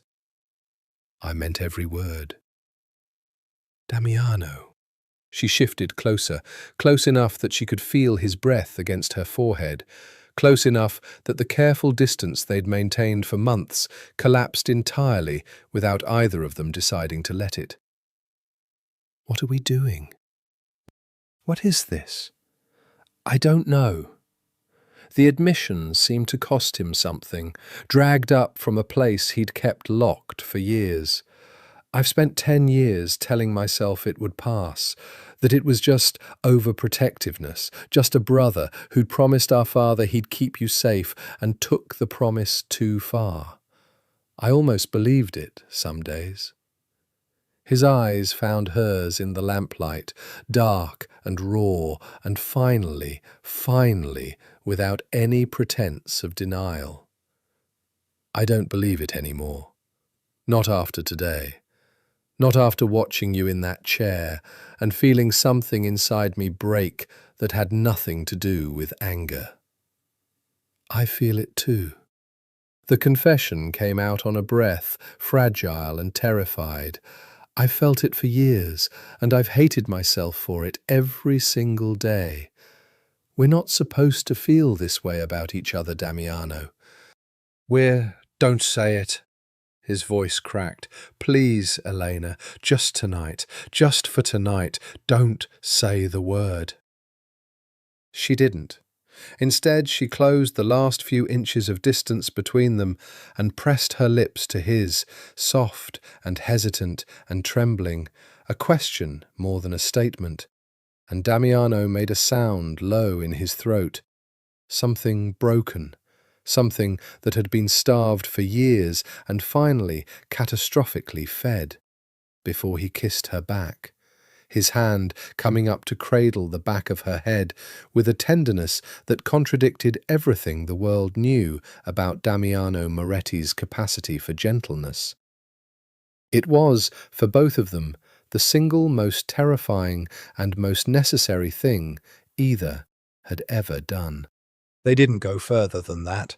Some last fragment of restraint held, some shared understanding that crossing this particular line tonight, in the immediate aftermath of trauma and adrenaline, would be a mistake neither of them could take back cleanly. But they fell asleep, tangled together, Elena's head on his chest, his arms wrapped around her with a fierce, possessive tenderness. And for the first time in longer than either of them could remember, neither dreamed of anything at all. They woke at dawn to the particular crushing weight of guilt that arrives after every forbidden thing, the grey morning light stripping away the desperate permission the previous night's terror had granted them. "This can't happen again," Damiano said, sitting up, putting careful distance between them with visible effort, his voice rough with sleep and something far heavier than sleep. "Elena, what we did last night, God, I don't even regret it, and that's the problem. I should regret it. I know what we are." Her voice was quiet, hollow with the particular exhaustion of a person waking up into a problem that hadn't disappeared overnight. "I know exactly what we are, Damiano. I've known my whole life. It doesn't change what I felt last night, and it doesn't change what you said in that warehouse, and I don't know how to put either of those things back where they were before. We have to." He stood, dragging both hands through his hair, his back to her, his shoulders rigid with the effort of self-control. "We have to find a way to put it back, because the alternative is—" He stopped, turned. His face, in the grey morning light, looked older than she'd ever seen it, haunted by a war that had no clean victory on either side. "The alternative is something I can't let myself imagine, Eleanor. Not without losing the last bit of control I have left." She watched him leave the room and lay alone in the rumpled sheets, with the taste of him still on her mouth, and understood, with a despair that had nowhere left to hide, that whatever line they had crossed the night before could not be uncrossed, no matter how many mornings arrived to insist otherwise. It was 3 months later, in the quiet, unremarkable course of settling his father's remaining estate affairs, that Damiano found the envelope. He hadn't been looking for anything unusual. He'd simply been going through the last of Vittorio Moretti's private filing cabinet at the Long Island house, a task he'd put off for nearly 6 years, the particular grief of sorting through a dead man's papers, something he'd avoided with the same stubbornness he brought to most emotional reckonings. When his hand closed around a manila folder tucked behind a false back panel he hadn't even known existed. The kind of hidden compartment a careful man builds for things he never once found by accident. Inside the folder, a single sealed envelope, yellowed slightly with age, addressed in his father's handwriting to no one, simply marked in block letters, "For Sophia, if I am not there to tell her myself." Beneath the envelope, a hospital discharge form from a private maternity clinic in rural Pennsylvania, dated 24 years and 7 months ago. The patient name listed was not Sophia Moretti. The patient name was Caterina Hale. The attending physician's notes, brief and clinical, recorded the birth of a healthy female infant, 6 pounds 4 ounces, and noted in a separate line that made Damiano's blood run suddenly, completely cold, that the birth mother had died of postpartum hemorrhage 4 hours after delivery. Beneath that, a second document, a birth certificate, listing the infant's name as Elena Hale, father listed as Enzo Moretti, Damiano's uncle, a man who had been dead 4 days before this document was even filed, shot in a parking garage in Newark in a hit that the family had always attributed to a territorial dispute with the Bonanno crew, a dispute that had supposedly ended cleanly with Enzo's death and nothing more. Beneath that, and here Damiano's hands had actually begun to shake, the careful control that had defined his entire adult life finally cracking under the weight of what he was holding, a third document, an amended birth certificate, filed 11 days after the first, listing the same child under a different name. Elena Moretti, father Vittorio Moretti, mother Sophia Moretti. The original certificate, sealed, stamped, archived under a court order obtained through channels that, even now, even reading it with his own eyes, Damiano recognized as the unmistakable signature of money and threat, doing exactly what money and threat were designed to do. He sat on the floor of his dead father's study for 40 minutes without moving, the documents spread in front of him, like the pieces of a bomb he'd just discovered buried under his own house, his mind working through implications with the same cold, methodical efficiency he applied to everything else in his life. Except this time, the calculations kept arriving at the same impossible, vertiginous conclusion. Elena was not his sister. Elena had never been his sister.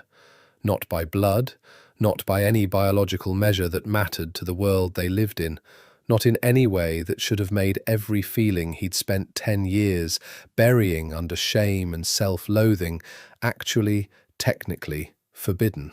She was his cousin, his uncle's daughter, born to a woman named Caterina Hale, who had died, bringing her into a world that had killed her father days before she'd even drawn breath. A daughter absorbed into the Moretti family not through love or biology, but through the particular, ruthless calculus of a crime family protecting its own bloodline narrative, hiding an inconvenient illegitimate child and a dead infant daughter behind the same sealed document. building an entire lie that two children would grow up inside without ever once suspecting the foundation beneath their feet was hollow.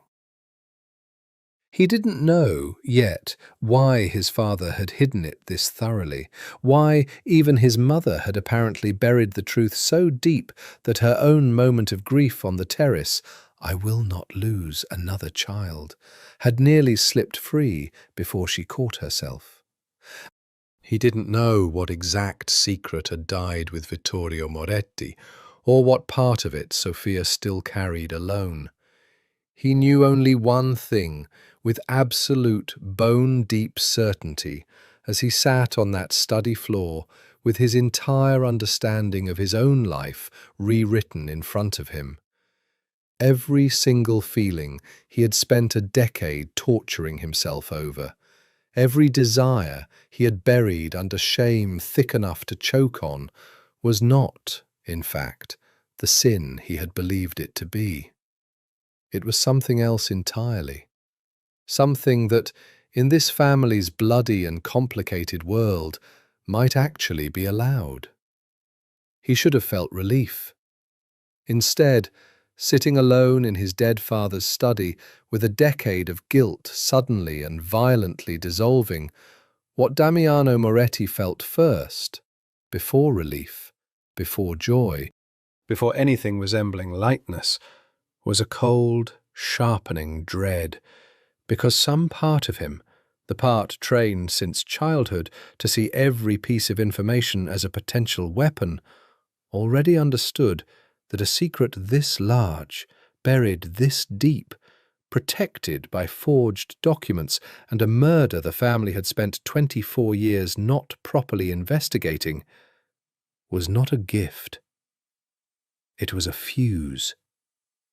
And he had absolutely no idea yet who else might already know where it led. He didn't tell Elena, not yet, not until he understood the full shape of what he was holding. He drove to Pennsylvania alone, 3 days after finding the documents, to the small town listed on the discharge form, and found the maternity clinic, long since closed, converted into a dental office that had no records predating its current ownership. It took 2 more days and a quiet, expensive conversation with a records broker the family kept on retainer for exactly this kind of work to track down what had happened to the clinic's archived files after closure. Sold, along with the building, to a holding company that turned out, after another day of digging, to be owned by a trust connected to the Moretti family's long-time personal attorney, a man named Aldo Bianchi, who had died 8 years ago and taken whatever he knew with him. The only living person who might know the full truth, Damiano realized with growing unease, was his own mother. He found her on a Sunday afternoon, alone in the Long Island house she still maintained, though she rarely stayed there anymore, sitting in the garden where she'd planted roses every spring for 30 years, and he laid the documents on the table in front of her, without preamble, without softening, watching her face as the careful composure of a lifetime finally, completely collapsed. "Where did you find these?" Sofia whispered, her hand trembling as it hovered over the papers without quite touching them, as though they might burn her. "In Dad's study, behind a panel I didn't know existed." Damiano sat across from her, his voice level despite the storm raging underneath it. "I need you to tell me everything, Mum, from the beginning, right now." Sofia closed her eyes, and when she opened them again, 24 years of careful silence finally broke loose like a dam giving way. "I lost a daughter," she said quietly. "Did you know that? Before any of this. I was pregnant again, 4 years after you, and she lived. She lived 40 hours, Damiano, 40 hours in an incubator, and then her heart just stopped. and there was nothing anyone could do, and I have never, not once in 24 years, told another living soul outside this family that she existed at all. Mum, let me finish. Her voice was raw, scraped down to something Damiano had never heard from her before, not even at his father's funeral. 4 days after we buried her, in a private plot, no funeral, no record, your father's decision, to protect the family from any sign of weakness, your Uncle Enzo was killed, shot dead over a debt dispute that I have since learned, far too late to matter, was not really about money at all. It was the Bonannos sending a message that they intended to wipe out every Moretti who carried Enzo's specific bloodline, because Enzo had fathered a child with a woman outside the life, a woman named Caterina, and the Bonannos believed, wrongly as it turned out, but believed it with enough conviction to act on, that this child represented a claim Enzo intended to use against them in a territory dispute that had nothing to do with her at all. They wanted to kill a baby, Damiano said flatly, over a territory dispute she had nothing to do with. This life does not discriminate in who it's willing to sacrifice. Sophia's eyes had gone distant, lost in a memory she had clearly relived 1,000 private times. Caterina died giving birth to her, 4 hours after delivery, in a clinic 2 counties from here that your father chose specifically because it was far enough from the city to keep it quiet. He went to collect the baby himself, intending— I don't fully know what he intended, Damiano. Grief makes men do strange things, and your father was grieving Enzo as much as he was protecting the family. But when he came home with her, and I saw her face for the first time 4 days after burying my own daughter, who had lived less than 2 days. She stopped, pressed a trembling hand to her mouth. I asked him to let me keep her, Sophia whispered. I asked him to let the world believe she was mine. It wasn't a calculated decision, Damiano, not at first. It was a grieving mother who couldn't bear an empty nursery, looking at a baby who needed a mother and had none, and a family desperate to erase any trace that she existed before the Bonannos finished what they'd started. It became calculated later. It became something your father and I built an entire structure of lies to protect, because the alternative, telling the world that the Moretti Don's daughter was actually his murdered brother's illegitimate child by an outside woman, would have destroyed everything. The Commission does not extend the same protections to illegitimate bloodlines. Rival families would have seen her as a liability instead of an asset, a loose thread instead of a treasured daughter. And the Bonannos, if they'd ever learned she survived, would have finished the job they started in that parking garage. The garden had gone very quiet. Somewhere beyond the hedges, a car passed on the road, ordinary and oblivious to the magnitude of what was unravelling inside this particular patch of carefully tended roses. She doesn't know, Sophia said, finally looking up to meet her son's eyes, her own filled with a grief and a terror 24 years in the making. Elena has never known any of this. As far as she has ever understood her own existence, she is my daughter, your father's daughter, your full-blood sister. I built her entire identity on a lie I told to survive my own grief, and I have spent every single day since terrified of the moment someone finally found what you just found. Why didn't you destroy it? Damiano's voice was rough. If it was this dangerous, why keep the documents at all? Because your father couldn't. Sophia's voice broke entirely now, the last of her composure finally giving way. He told me, near the end, that he needed someone to know the truth, in case something happened to him before he found the courage to tell her himself. He never found that courage, Damiano. He died still planning to find it someday. and I have spent 6 years since unable to either destroy what he left behind or finally use it, because I do not know what telling her would do to her, and I have already watched this family lose enough." Damiano sat in silence for a long time, the documents on the table between them, his entire understanding of his own life rearranged twice in the span of 1 week, once in his father's study, and again now in his mother's grief-soaked confession, the full shape of the lie finally visible in all its terrible, intricate architecture. "I have to tell her," he said finally. "Damiano, she deserves to know who she is, Mum." His voice carried a finality that ended the conversation more thoroughly than any argument could have. "And there's something else you don't know yet, something that makes this more complicated than even you understand."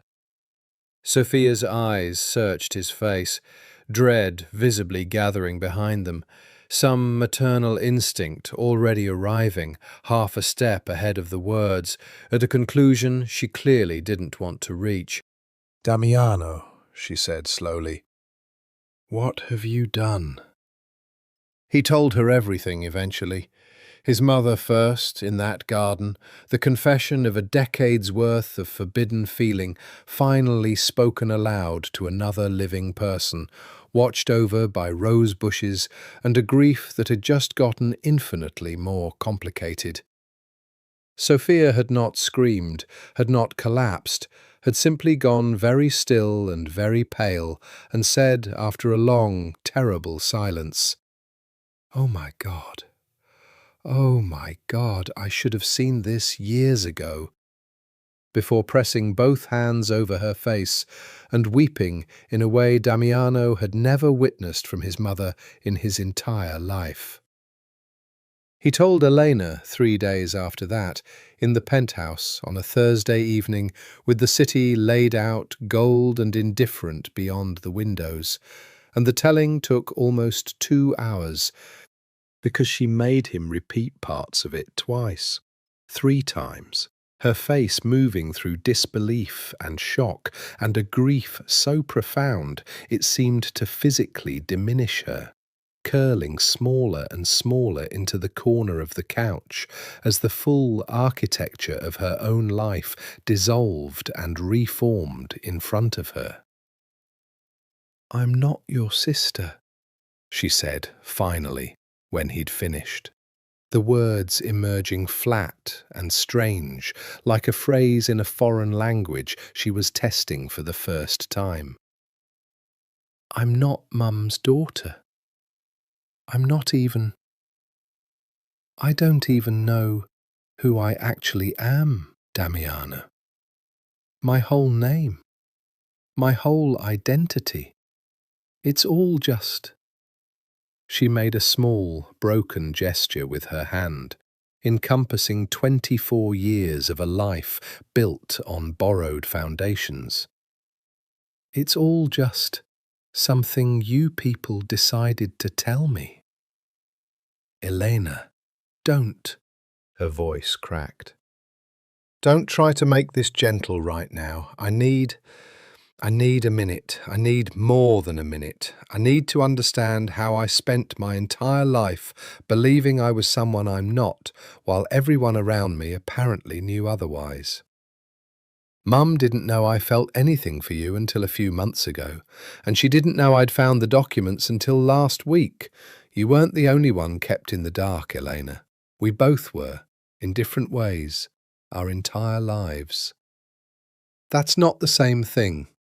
She stood, pacing the length of the living room with the restless, caged energy of a person trying to outrun a feeling too large for her body to contain. "You at least got to grow up as yourself.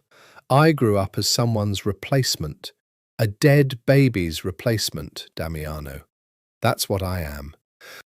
A grieving woman's attempt to fill an empty nursery, and a family's solution to a murder problem. And I have spent 24 years thinking I was loved for being me. when really I was just convenient, useful, a story everyone agreed to tell. That's not true. He crossed to her, caught her by the shoulders, forced her to stop pacing and look at him.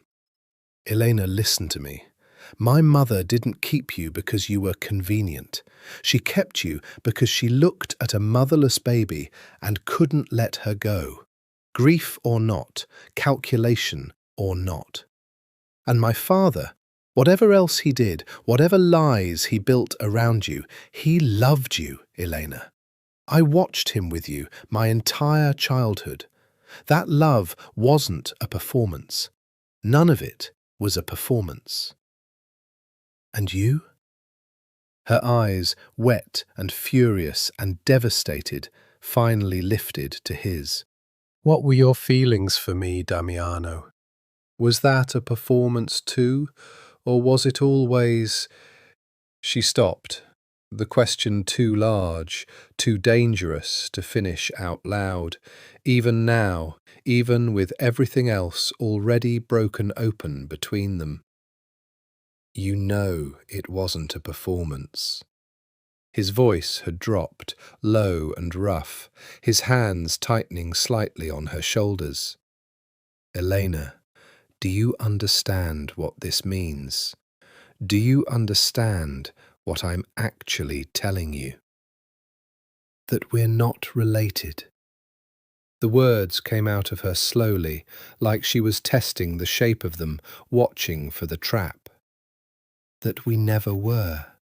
That everything I've hated myself for, every single day for years, every dream I woke up ashamed of, every time I looked at you and felt something no sister should feel, none of it was actually wrong.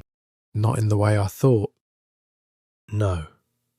His thumb brushed against her jaw, careful, reverent, an echo of the gesture in the warehouse, but stripped now of every layer of guilt that had haunted it then. It was never wrong, Eleanor. It was just early. It found us before the truth did, and we spent years punishing ourselves for something that was never actually a sin. The grief and the shock and the years of buried longing collided in her chest all at once, and Eleanor made a sound that was half sob, half something closer to laughter. The disorienting, hysterical relief of a person discovering that the prison she'd built her entire identity around had never had real walls. Say it, she whispered, her hands fisting in the front of his shirt. The same gesture from the warehouse, except this time there was no fear underneath it, only something fierce and finally unashamed. Damiano, say it. I need to hear you actually say it. I love you. The words came out of him, broken open, years of careful denial finally collapsing entirely. I have loved you since I was old enough to understand what love even was, and I have hated myself for it every single day since I was old enough to understand it was supposed to be forbidden. I am not your brother, Elena. I never was, and I am done. I am so completely done, pretending I don't want to spend the rest of my life proving that to you. She kissed him before he'd finished the sentence, fierce and unguarded, and finally, without a single particle of shame, and Damiano lifted her against him with a desperate, hungry tenderness, 10 years of restraint dissolving into a single, devastating moment of permission. And somewhere beneath the joy and the relief crashing through both of them, a quieter, more dangerous thought was already taking root in the back of Damiano's mind, one he would not allow himself to voice until morning. The truth has set us free. Now, we have to make sure no one else ever finds out it exists. Morning arrived, as it always did, with consequences. They lay tangled together in Damiano's bed, the city waking up beyond the windows, and for one suspended hour, neither of them spoke about anything beyond the immediate, overwhelming relief of finally being allowed to want each other without the weight of imagined sin crushing the wanting flat.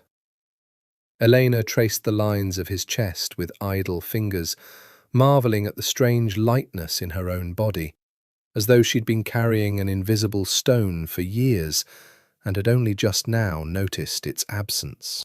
"We have to tell people," she said eventually, breaking the comfortable silence. "Don't we? If it's not actually wrong, if we're not actually related, we should be able to just tell people, Damiano. Be normal. Date like normal people. Eventually get married. Have a life that doesn't require us to hide in penthouses and lie to everyone we know." She felt him go still beneath her, his hand stilling against her back, and some instinct, honed over a lifetime of reading his moods, told her the answer before he spoke it. "We can't," he said quietly. "What do you mean, we can't? You said it yourself. We're not related. There's no sin here, no actual law we're breaking. Eleanor, listen to me." He sat up, pulling her with him, his face serious in a way that made her stomach drop with renewed dread. "The world we live in doesn't operate on the truth. It operates on what people believe, and what they believe right now, what every family in this city believes, what the Commission believes, what every single rival who'd love an excuse to destroy us believes, is that you are my full-blood sister, the legitimate daughter of Vittorio and Sofia Moretti. That belief is part of the foundation this entire family's legitimacy rests on." "I don't understand." "My father killed for a man's lie. He buried a dead infant in an unmarked grave and let the world believe she'd never existed, specifically so that no one would ever question whether the woman raised as Eleanor Moretti was a true Moretti by blood. That belief protects you, Eleanor. If word ever got out that you were actually Enzo's daughter, Caterina Hale's daughter, an outsider's child, absorbed into this family through a lie and a forged birth certificate, it wouldn't just be scandal. The Bonanos believed 24 years ago that Enzo's bloodline represented a claim against their territory dangerous enough to justify murder. I don't know if that's still true today, or if it's even rational anymore, but I am not willing to gamble your life on the hope that old grudges have faded. And beyond that, the Commission does not recognize illegitimate, outside-blood children as legitimate heirs to anything. If they learn the truth, they won't just question your place in this family, they'll question my entire claim to leadership, because half my authority rests on the unbroken Moretti bloodline narrative my father spent his whole life protecting. Salvatore Greco would use it within the hour. He's already humiliated and furious over the marriage rejection. Give him proof that the Moretti throne rests on a forged document and a hidden murder, and he won't need an army to destroy us. He'll just need a single phone call to the right people. Elena sat in silence, the weight of his words settling over her like a physical thing, the brief, beautiful lightness of the morning curdling back into something far more familiar, the suffocating, inescapable architecture of a world that had never once, in her entire life, allowed her to simply exist without strategic calculation attached to every part of her. "So, what are you saying?" Her voice had gone flat. "That we love each other, finally, for the first time without guilt, and the answer is to go right back to pretending? To be siblings in public and something else entirely behind closed doors?" "I'm saying that's exactly what we have to do." His jaw was tight, his eyes pained, and she could see, even through her own rising despair, that the solution cost him as much as it cost her. I'm saying the truth that finally freed us from our own guilt is a truth that could get us both killed if it ever reaches the wrong ears. We protect it the way my parents protected it. Completely, absolutely, for the rest of our lives, if that's what it takes. We continue as Elena and Damiano Moretti, brother and sister, in every public room, every commission dinner, every photograph, every conversation with anyone outside the four people who now know the truth. And in private, we get to be exactly what we actually are. Her voice cracked on the words, bitter and grieving and exhausted all at once. A secret. A lie wrapped inside the lie we already spent our whole lives living. God, Damiano, is there any version of us that doesn't require hiding?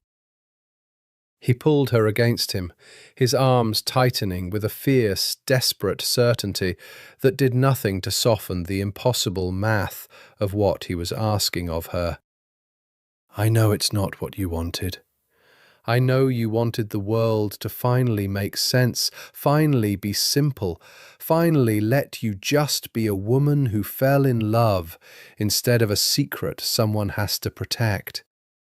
But I will not lose you to a war we don't have to start. I have buried enough people this family loved. I am not burying you over the truth of a birth certificate. And if someone finds out anyway? She whispered against his chest, despite everything we do to hide it? Damiano's silence stretched out long enough that Elena lifted her head to look at his face, and found there an expression she recognized immediately, because she had seen it once before, in a warehouse in Red Hook, on a night that had ended with 6 men dead for the crime of touching her. Then I burn down whoever threatens you, he said quietly, the same way I always have. Some things about us were never a lie, Elena. That's one of them.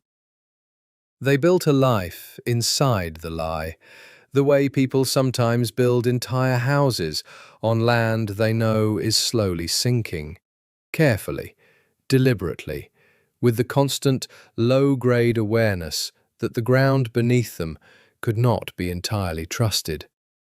In public, nothing changed. Elena still attended galas on her brother's arm, still played the role of the protected heiress, still smiled at commission dinners, while Damiano sat at the head of tables full of men who would have destroyed them both for the truth they now shared. They perfected the choreography of siblings even more thoroughly than before, painfully aware now of every gesture that might read as more than familial, every glance that lasted a half-second too long, every accidental touch that had to be calibrated with the precision of actors hitting their marks. In private, in the penthouse, behind locked doors, in the hours between the world's demands, they became something neither of them had ever been allowed to be before. Simply, uncomplicatedly, happy. It was strange learning how to love someone you'd already loved your entire life, except now without the architecture of shame holding everything at arm's length. Elena discovered that Damiano laughed more in private than she'd ever witnessed, a low, surprised sound that seemed to startle even him sometimes, like he was still getting used to the unfamiliar lightness of having nothing left to hide from himself. Damiano discovered that Elena, freed from years of careful self-monitoring, was fiercer and funnier and far more stubborn than the version of herself she'd performed for the world, a woman who argued with him about business decisions she had no formal authority over and was, usually, infuriatingly right. They were careful. They were so careful, it became its own kind of exhausting intimacy. Separate bedrooms maintained for the staff's benefit, careful schedules around the household help's hours, a code worked out between them for warning each other when family or business associates arrived unannounced. They told no one beyond Sophia, who had, after the initial shock, settled into something that looked almost like relief, as though watching her son and the daughter she'd raised finally find happiness, even a hidden, complicated happiness, eased some of the guilt she'd carried for 24 years.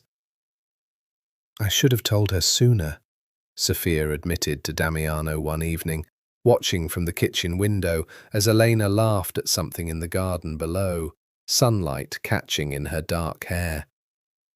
"I told myself I was protecting her." Some of that was true, but some of it, Damiano, was simply cowardice. I was afraid of what telling the truth would cost me. The daughter I'd raised, believing she was mine by blood, suddenly knowing otherwise. I was selfish in my grief, and she paid for it, without ever knowing she was paying. "You can't undo it now," Damiano said, "but you can stop apologizing for it and just be the mother you've actually been to her for 24 years. Blood or not, you raised her. That's not nothing, Mum." Sophia had reached up and touched her son's face then, an old gesture from his childhood, and said nothing more, but something in her posture had eased. Some long-carried weight finally, partially set down. It was, for nearly 4 months, almost peaceful. Damiano found himself for the first time in his adult life, considering a future that didn't revolve solely around the relentless maintenance of power. Considering, in the private hours when Elena slept curled against him, what it might look like to actually build something with her, somewhere far from the Commission's reach, a life neither of them had ever been permitted to imagine. He should have known better than to let himself imagine it. In their world, peace was never a destination. It was only ever a held breath before the next storm. The storm arrived in the form of a man named Marco Esposito, a Greco soldier who had been quietly, methodically combing through every piece of Moretti history he could find since the night Salvatore Greco had walked away from the marriage humiliation with a bruised reputation and a burning need for leverage. Esposito had spent 6 months working contacts in upstate hospital records, tracking down retired clinic staff, paying for information with the patient, expensive thoroughness of a man who knew his employer would reward results far more than he'd reward speed. He found what he was looking for in the 7th month of searching, a retired records clerk in rural Pennsylvania who remembered, for the right price, an unusual birth certificate amendment processed under strange circumstances 24 years earlier. A memory corroborated by a yellowed carbon copy she'd illegally kept in a personal file out of nothing more than idle curiosity decades ago. It was not the original documents, it was not absolute court-admissible proof, but it was enough, more than enough, for a man like Salvatore Greco, desperate for any weapon against the family that had humiliated his son, to begin building a plan designed not merely to embarrass the Morettis, but to dismantle their entire claim to legitimate power. Elena and Damiano, 400 peaceful evenings into their secret happiness, had absolutely no idea that the fuse Damiano had feared the night he found his father's hidden envelope had finally, quietly, been lit. The first sign of trouble arrived disguised as an invitation. Salvatore Greco requested a private meeting, not the usual neutral ground commission affair, but a one-on-one sit-down at his own estate in Brooklyn Heights, the kind of request that, between Mafia dons, carried weight far beyond its simple language. Damiano went because refusing would have been its own kind of admission, and because some instinct, the same instinct that had kept him alive through a dozen lesser betrayals, told him that whatever Salvatore wanted to discuss was not going to be the shipping arrangement. He was right. "You have a beautiful family, Damiano." Salvatore Greco poured 2 glasses of grappa with the unhurried ceremony of a man who enjoyed watching people wait for the point. He was 68, built like a man who'd once been genuinely dangerous and had since let comfort soften the edges, though his eyes remained sharp, calculating, entirely unsoftened by age.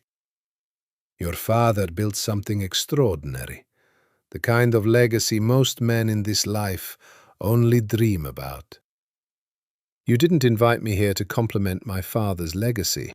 "No." Salvatore's smile thinned. "I invited you here because I've recently come into possession of some very interesting historical documentation. Hospital records, birth certificates, the kind of paperwork that tells a very different story than the one your family has spent 24 years asking everyone to believe." The room went very quiet. Damiano kept his face perfectly still, a discipline trained into him since childhood, though underneath the surface his entire body had gone cold, with a dread sharper than any he'd felt since the night Elena had been taken. "I don't know what you think you have," he said evenly, "but I'd be careful about acting on rumours, Salvatore. They have a way of getting men killed." "Is that a threat?" "It's an observation." Salvatore laughed, a low, unpleasant sound, and slid a folder across the table. "Not the originals," Damiano noted immediately, with the small, cold relief of a man checking for the worst possible outcome and finding something marginally less catastrophic. "But photocopies. Second-hand reconstructions of records his investigator had pieced together from a retired clerk's illegal carbon copy. Enough to be dangerous. Not yet enough to be irrefutable." "Your sister," Salvatore said, watching Damiano's face with the patient attention of a predator who had already decided how this conversation would end, "is not actually your sister. She's your Uncle Enzo's bastard daughter by some outside woman, smuggled into your family under a forged birth certificate after your mother's real daughter died in an incubator." 24 years, Damiano. Your entire family's legitimacy built on a lie about whose blood actually sits on that throne you inherited. He leaned back, satisfaction radiating off him like heat. "I imagine the Commission would find that information very interesting. I imagine certain old friends of mine, who never quite finished settling a score with your uncle's bloodline, would find it interesting too." "What do you want?" Damiano's voice had dropped into the flat, dangerous register that men who knew him had learned to fear far more than shouting. "What I originally wanted." Salvatore's smile sharpened. "The alliance. My son and the girl you've been so fiercely, unnaturally protective of all these years. And now I understand exactly why, don't I? Funny how a man's overprotection of a sister makes a great deal more sense when you learn she isn't actually his sister at all." He let the implications sit in the air, ugly and deliberate. "Nico marries her, the families merge properly, the way they should have months ago. In exchange, this documentation disappears, and your little secret about Elena's blood, and whatever else might be happening behind closed doors in that penthouse of yours, Damiano, because I am not a stupid man, and I have heard the rumours too, stays buried where it belongs. The silence that followed was the most dangerous Damiano had ever sat inside. Every instinct in his body screamed toward violence, toward ending this threat the way he ended every other threat to Elena's safety. Swift, total, without negotiation. But violence here, against a sitting Don, in his own home, over an accusation Salvatore had been careful enough to deliver without witnesses, would trigger exactly the kind of war the Commission existed to prevent. And a war right now, with this particular leverage hanging over his family's legitimacy, was a war the Morettis could not survive cleanly. "I'll consider your proposal," Damiano said finally, each word costing him something visible in the tight line of his jaw. "Don't take too long." Salvatore's smile widened, victorious. "I'd hate for this information to find its way to the wrong ears before we've had a chance to come to an understanding."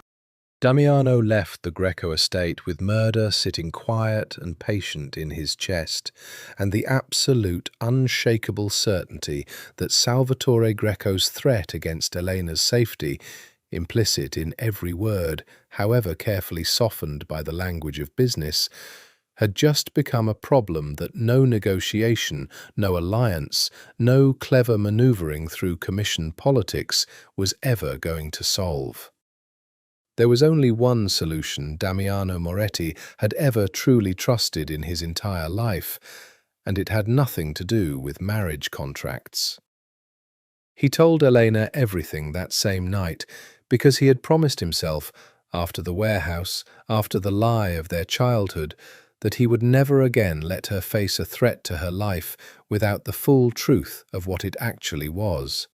She listened in silence, sitting very still on the couch in the penthouse, her hands folded tightly in her lap, and when he finished, she said the thing he had least expected and most feared. "Marry him." "What?" "Nico Greco." Her voice was steady, terrifyingly steady, the voice of a woman who had already done the math and arrived at a conclusion she hated. "If that's what makes this go away, Damiano." "No." The word came out of him like a gunshot, immediate and absolute. "Absolutely not.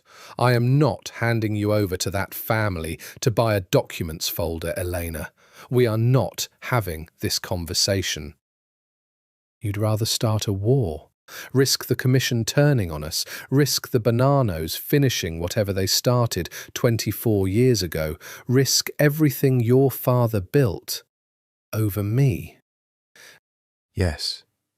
He crossed to her, knelt in front of where she sat, took both her hands in his with a fierceness that left no room for argument.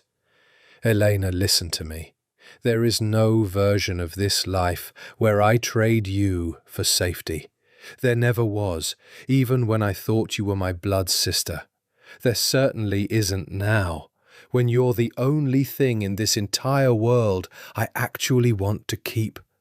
I would rather burn this whole empire to the ground than watch you marry a man who would only ever see you as a transaction." "Then what do we do?"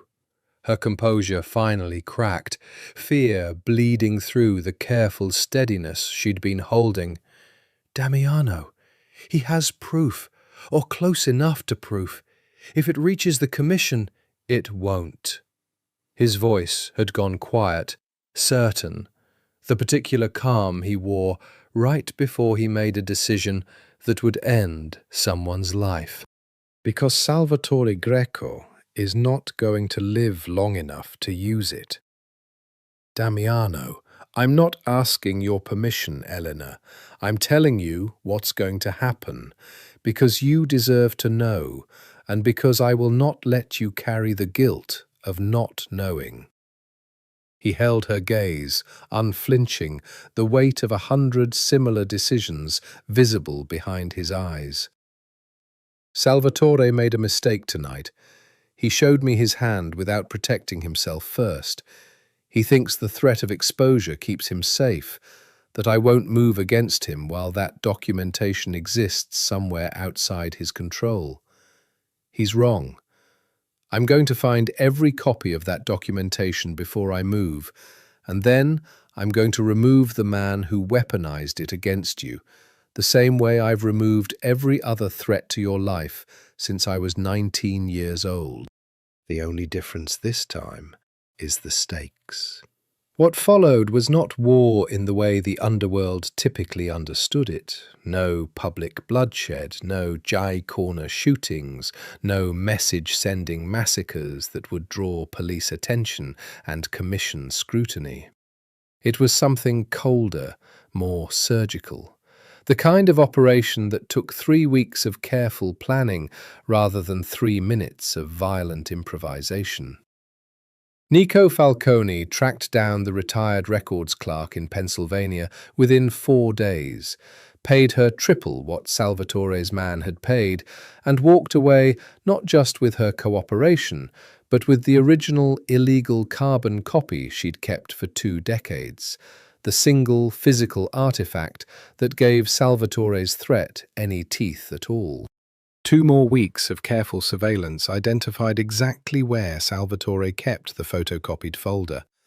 A safe in his Brooklyn Heights study, behind a painting his late wife had chosen, guarded by a security system the Morettis had, through a contractor on retainer for exactly this kind of work, helped install 8 years earlier, and never disclosed they retained backdoor access to. The documentation was retrieved on a Tuesday night, while Salvatore Greco slept 15 feet away, oblivious. Salvatore Greco did not survive the following Friday. It was made to look, with the particular meticulous craft Damiano's organization had perfected over decades, like a heart attack, sudden, tragic, entirely unremarkable for a 68-year-old man with a known cardiac history and a lifetime of poor habits behind him. No bruises, no signs of struggle, nothing for a medical examiner with no particular reason to look closely to question. Nico Greco inherited his father's seat within the week, devastated, suspicious in the private, paranoid way men in their world were always suspicious of convenient deaths, but utterly unable to prove anything beyond his own grief-fueled instinct, and far too aware of his own family's diminished position, without his father's documentation, without the leverage that had briefly made the Grecos dangerous again, to act on suspicion alone. Elena learned what had happened the morning after, reading it not from Damiano directly, but from the careful, clinical understatement he used whenever he wanted her to understand something without forcing her to absorb the full weight of it directly. It's handled. The documentation is destroyed. Salvatore won't be a problem anymore. She had sat with the phone in her hands for a long time, understanding exactly what those 3 sentences meant, feeling the particular vertigo of loving a man whose love for her translated without hesitation into the deaths of anyone who threatened it. She had not condemned him. She had told herself, in the privacy of her own conscience, that she should, that a better, gentler version of herself would recoil from what he'd done, would demand the different kind of love that didn't require bodies in its wake. But when Damiano came home that evening, exhausted and grim, and watching her with the particular wariness of a man bracing for judgment he believed he deserved, she had simply crossed the room and wrapped her arms around him and felt him exhale, all at once, like a man finally allowed to set down a weight he'd been carrying alone. "I should be horrified," she admitted against his chest. "I'm not. I don't know what that says about either of us." "It says we belong to the same world." His arms tightened around her, his voice rough with relief and exhaustion both. "It says you understand, finally and completely, exactly what kind of man you fell in love with. I will never be safe to love in any ordinary way, Eleanor. I will always choose your survival over anyone else's, including my own conscience. If that frightens you, it doesn't. She pulled back just enough to look at him, her eyes steady, certain. It terrifies me sometimes. It doesn't frighten me away. There's a difference, Damiano, and I think you know it. Peace, when it returned, arrived carrying the particular fragility of something rebuilt rather than restored. Nico Greco, despite his suspicions, made no move against the Morettis in the months that followed his father's death, too occupied with consolidating his own shaky hold on the Greco organization, too aware that an unprovoked war against a stronger family would likely finish what his father's gambit had failed to start. The commission, satisfied with the official cause of death and uninterested in disturbing a fragile peace between two powerful families, closed the matter without ceremony. The carbon copy that had threatened to unravel 24 years of careful lies burned in a steel drum behind a Moretti-owned warehouse in Red Hook, the same neighborhood where Damiano had once killed 6 men to retrieve Elena from a chair, ash scattering into a harbour wind that carried it out toward open water and, eventually, nowhere at all. Damiano told himself it was over.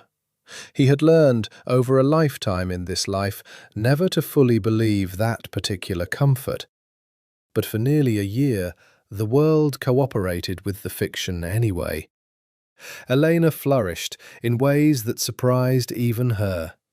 Freed from the immediate threat hanging over her safety, she threw herself into expanding the Moretti Foundation's reach, building genuine philanthropic infrastructure behind what had once been a purely cosmetic charity arm, finding in the work a sense of purpose that had nothing to do with her family's criminal enterprises and everything to do with who she actually wanted to become.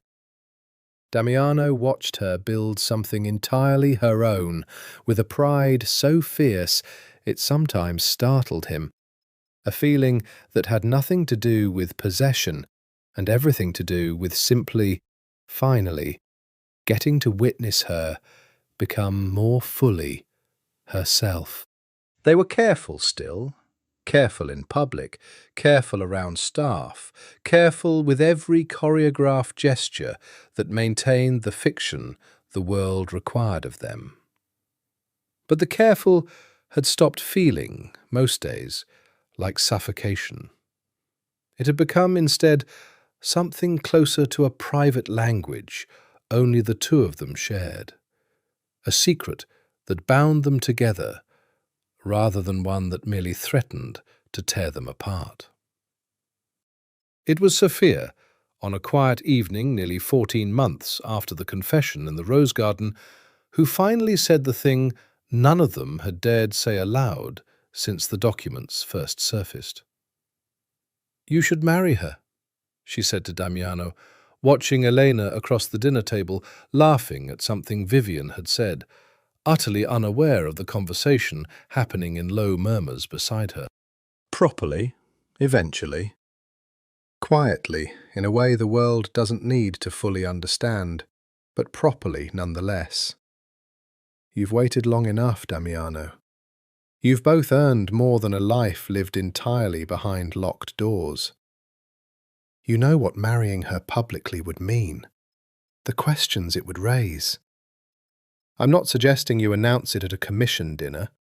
Sophia's voice carried the particular dry patience she'd developed over decades of managing her son's tendency toward extremes. I'm suggesting there are ways to build a life that exist between total secrecy and total exposure. A private ceremony. A story the world can accept without ever needing the real one. A marriage between distant cousins, perhaps. Something that explains the closeness without exposing the truth beneath it.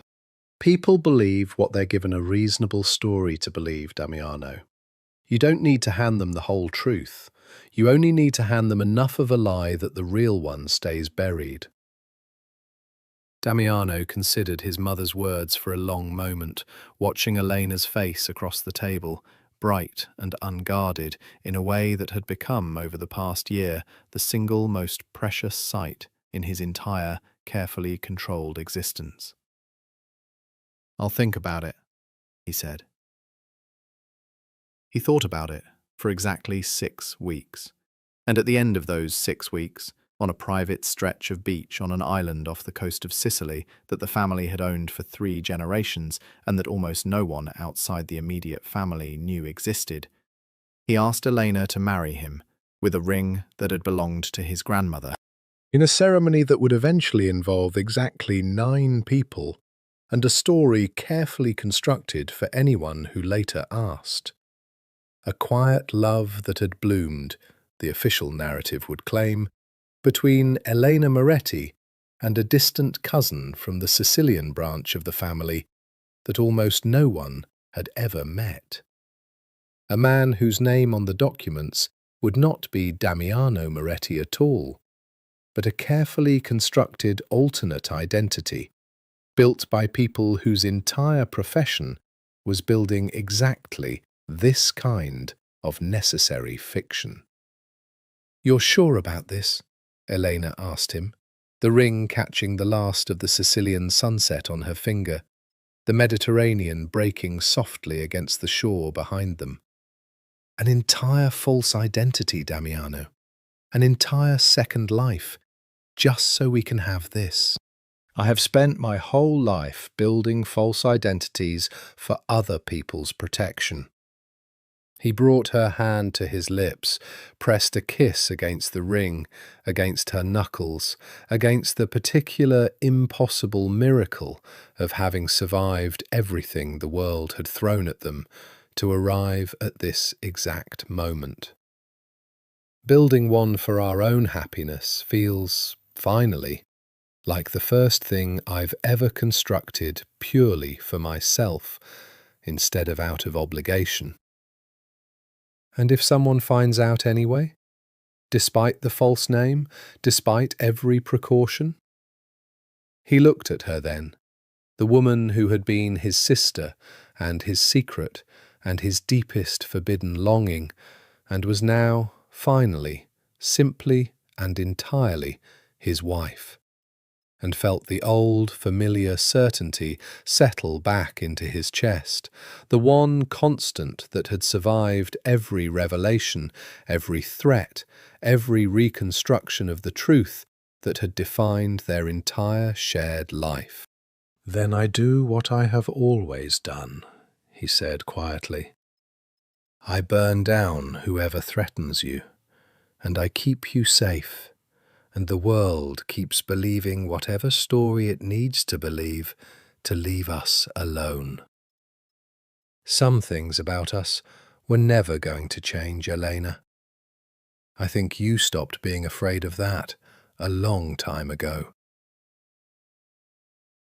She kissed him on a beach that belonged to a family built on layered lies, wearing a ring that represented one more lie, carefully constructed to protect a truth too dangerous for the world to know, and felt, for the first time in her entire, complicated, secret-laden existence, something that felt remarkably, finally, like peace.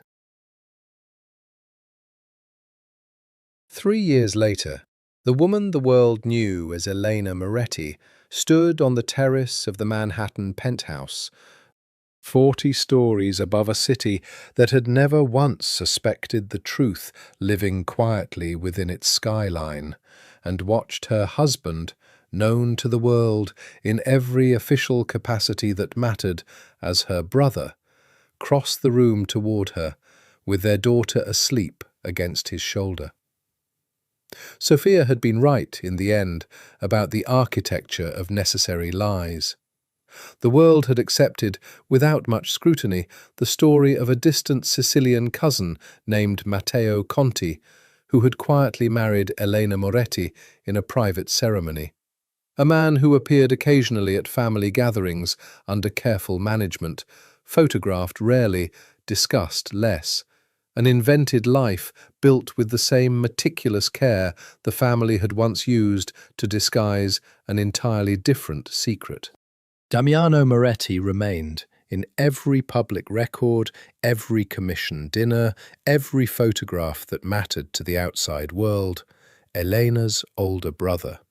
Fiercely protective, famously possessive, the Don whose devotion to his sister had become, over the years, a kind of underworld legend that no one ever thought to question too closely.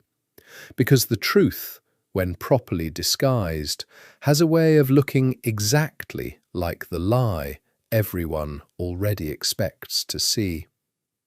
Only a handful of people in the world knew that Matteo Conti did not exist outside of forged documents and careful misdirection. Only a handful knew that the baby sleeping against Damiano's shoulder, a daughter they'd named Caterina after a woman neither of them had ever met, but who had given Elena life at the cost of her own, carried in her small, sleeping face the blood of two people the world believed could never have produced her at all. "She's getting heavy," Damiano said, settling beside Elena at the terrace railing, careful not to wake the child between them. "Falling asleep on me every single night now. I think she does it on purpose." "She does it because she loves you more than anyone else in this family, and she's figured out it's the easiest way to get your undivided attention." Elena reached over and brushed a strand of dark hair from their daughter's forehead, a small, tender gesture that mirrored almost exactly the way Damiano had once touched a baby's fist 27 years ago and made a promise he hadn't fully understood. "She has your stubbornness already, you know. God help us all." "She has your eyes." "She has both our eyes. That's the whole point of children, Damiano." Elena leaned into him, the city spread out gold and glittering below them, indifferent as always to the particular miracle of survival happening on this terrace 40 stories above it. "Do you ever think about it? How impossible this whole thing was? How many different ways it could have ended badly?" "Every day." His arm came around her, careful of the sleeping baby between them, his voice quiet, in the way it only ever got when he allowed himself to fully feel something instead of controlling it. "I think about the warehouse. I think about the documents I found in my father's study. I think about Salvatore Greco's smile when he thought he had us cornered. I think about every single moment where this could have gone a different way, where I could have lost you, where the truth could have destroyed us instead of freeing us." He pressed a kiss to her temple, his voice rough with a gratitude that had never fully faded, despite 3 years of safety. "And every single time, Eleanor, I arrive back at the same conclusion. I would do all of it again. Every lie, every death, every impossible choice. There has never been a single version of my existence where keeping you safe wasn't worth absolutely anything it cost. Even an entire false identity? An entire second life built around a man who doesn't exist? Especially that." He smiled, the rare, unguarded smile she had spent years learning to draw out of him, the one that belonged entirely to her and their daughter, and no one else the world was permitted to see. "Matteo Conti gets to be a man with nothing to protect except his family, no empire, no commission, no legacy to defend with violence. Some days, Elena, I envy him more than I can explain. A man who gets to exist purely for the people he loves, instead of for everything this name requires of me. You're still that man. She turned in his arms, careful of the baby, and pressed her palm flat against his chest, feeling the steady, certain beat of his heart beneath her hand.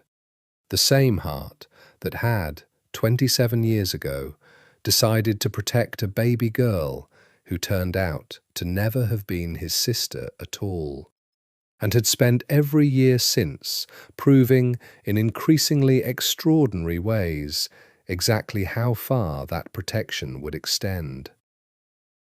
Underneath the dawn, underneath everything this name requires, you've always been that man, Damiano.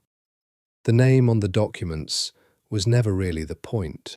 Below them, the city carried on its endless, indifferent business, deals closing, lives unraveling, other families building other empires on other carefully buried secrets, the particular machinery of a world that ran, in the end, on exactly the kind of lies the Morettis had spent a generation perfecting. None of it touched the terrace where Elena Moretti stood with her husband and her daughter, wrapped in a quiet that had cost more than most people would ever understand, a happiness built on a foundation of forged documents and buried bodies, and a truth so dangerous it could never be spoken outside these walls. It did not feel, standing there, like a tragedy. It felt, after everything, after the years of guilt and the warehouse and the documents and the careful, deliberate violence required to keep a single secret safe, like exactly what it was. A love that had survived every possible reason to die and had simply, stubbornly refused. "I love you," Damiano said quietly, the words no longer carrying the desperate weight of confession they once had, simply true, simply spoken, the way a man states a fact he has long since stopped being afraid of. "I have loved you since before either of us understood what the word meant, and I will love you long after this city forgets every name we've ever used to survive inside it." "I know." Elena rested her head against his shoulder, beside their sleeping daughter, watching the lights of Manhattan blur gold and beautiful through eyes suddenly bright with tears that had nothing to do with sadness. "I've always known, Damiano, even when I was too afraid to say it back, even when the whole world thought we were something we were never actually capable of being." "And now?" "Now," she said, "we just get to keep choosing it every single day, for as long as we both manage to survive long enough to keep choosing."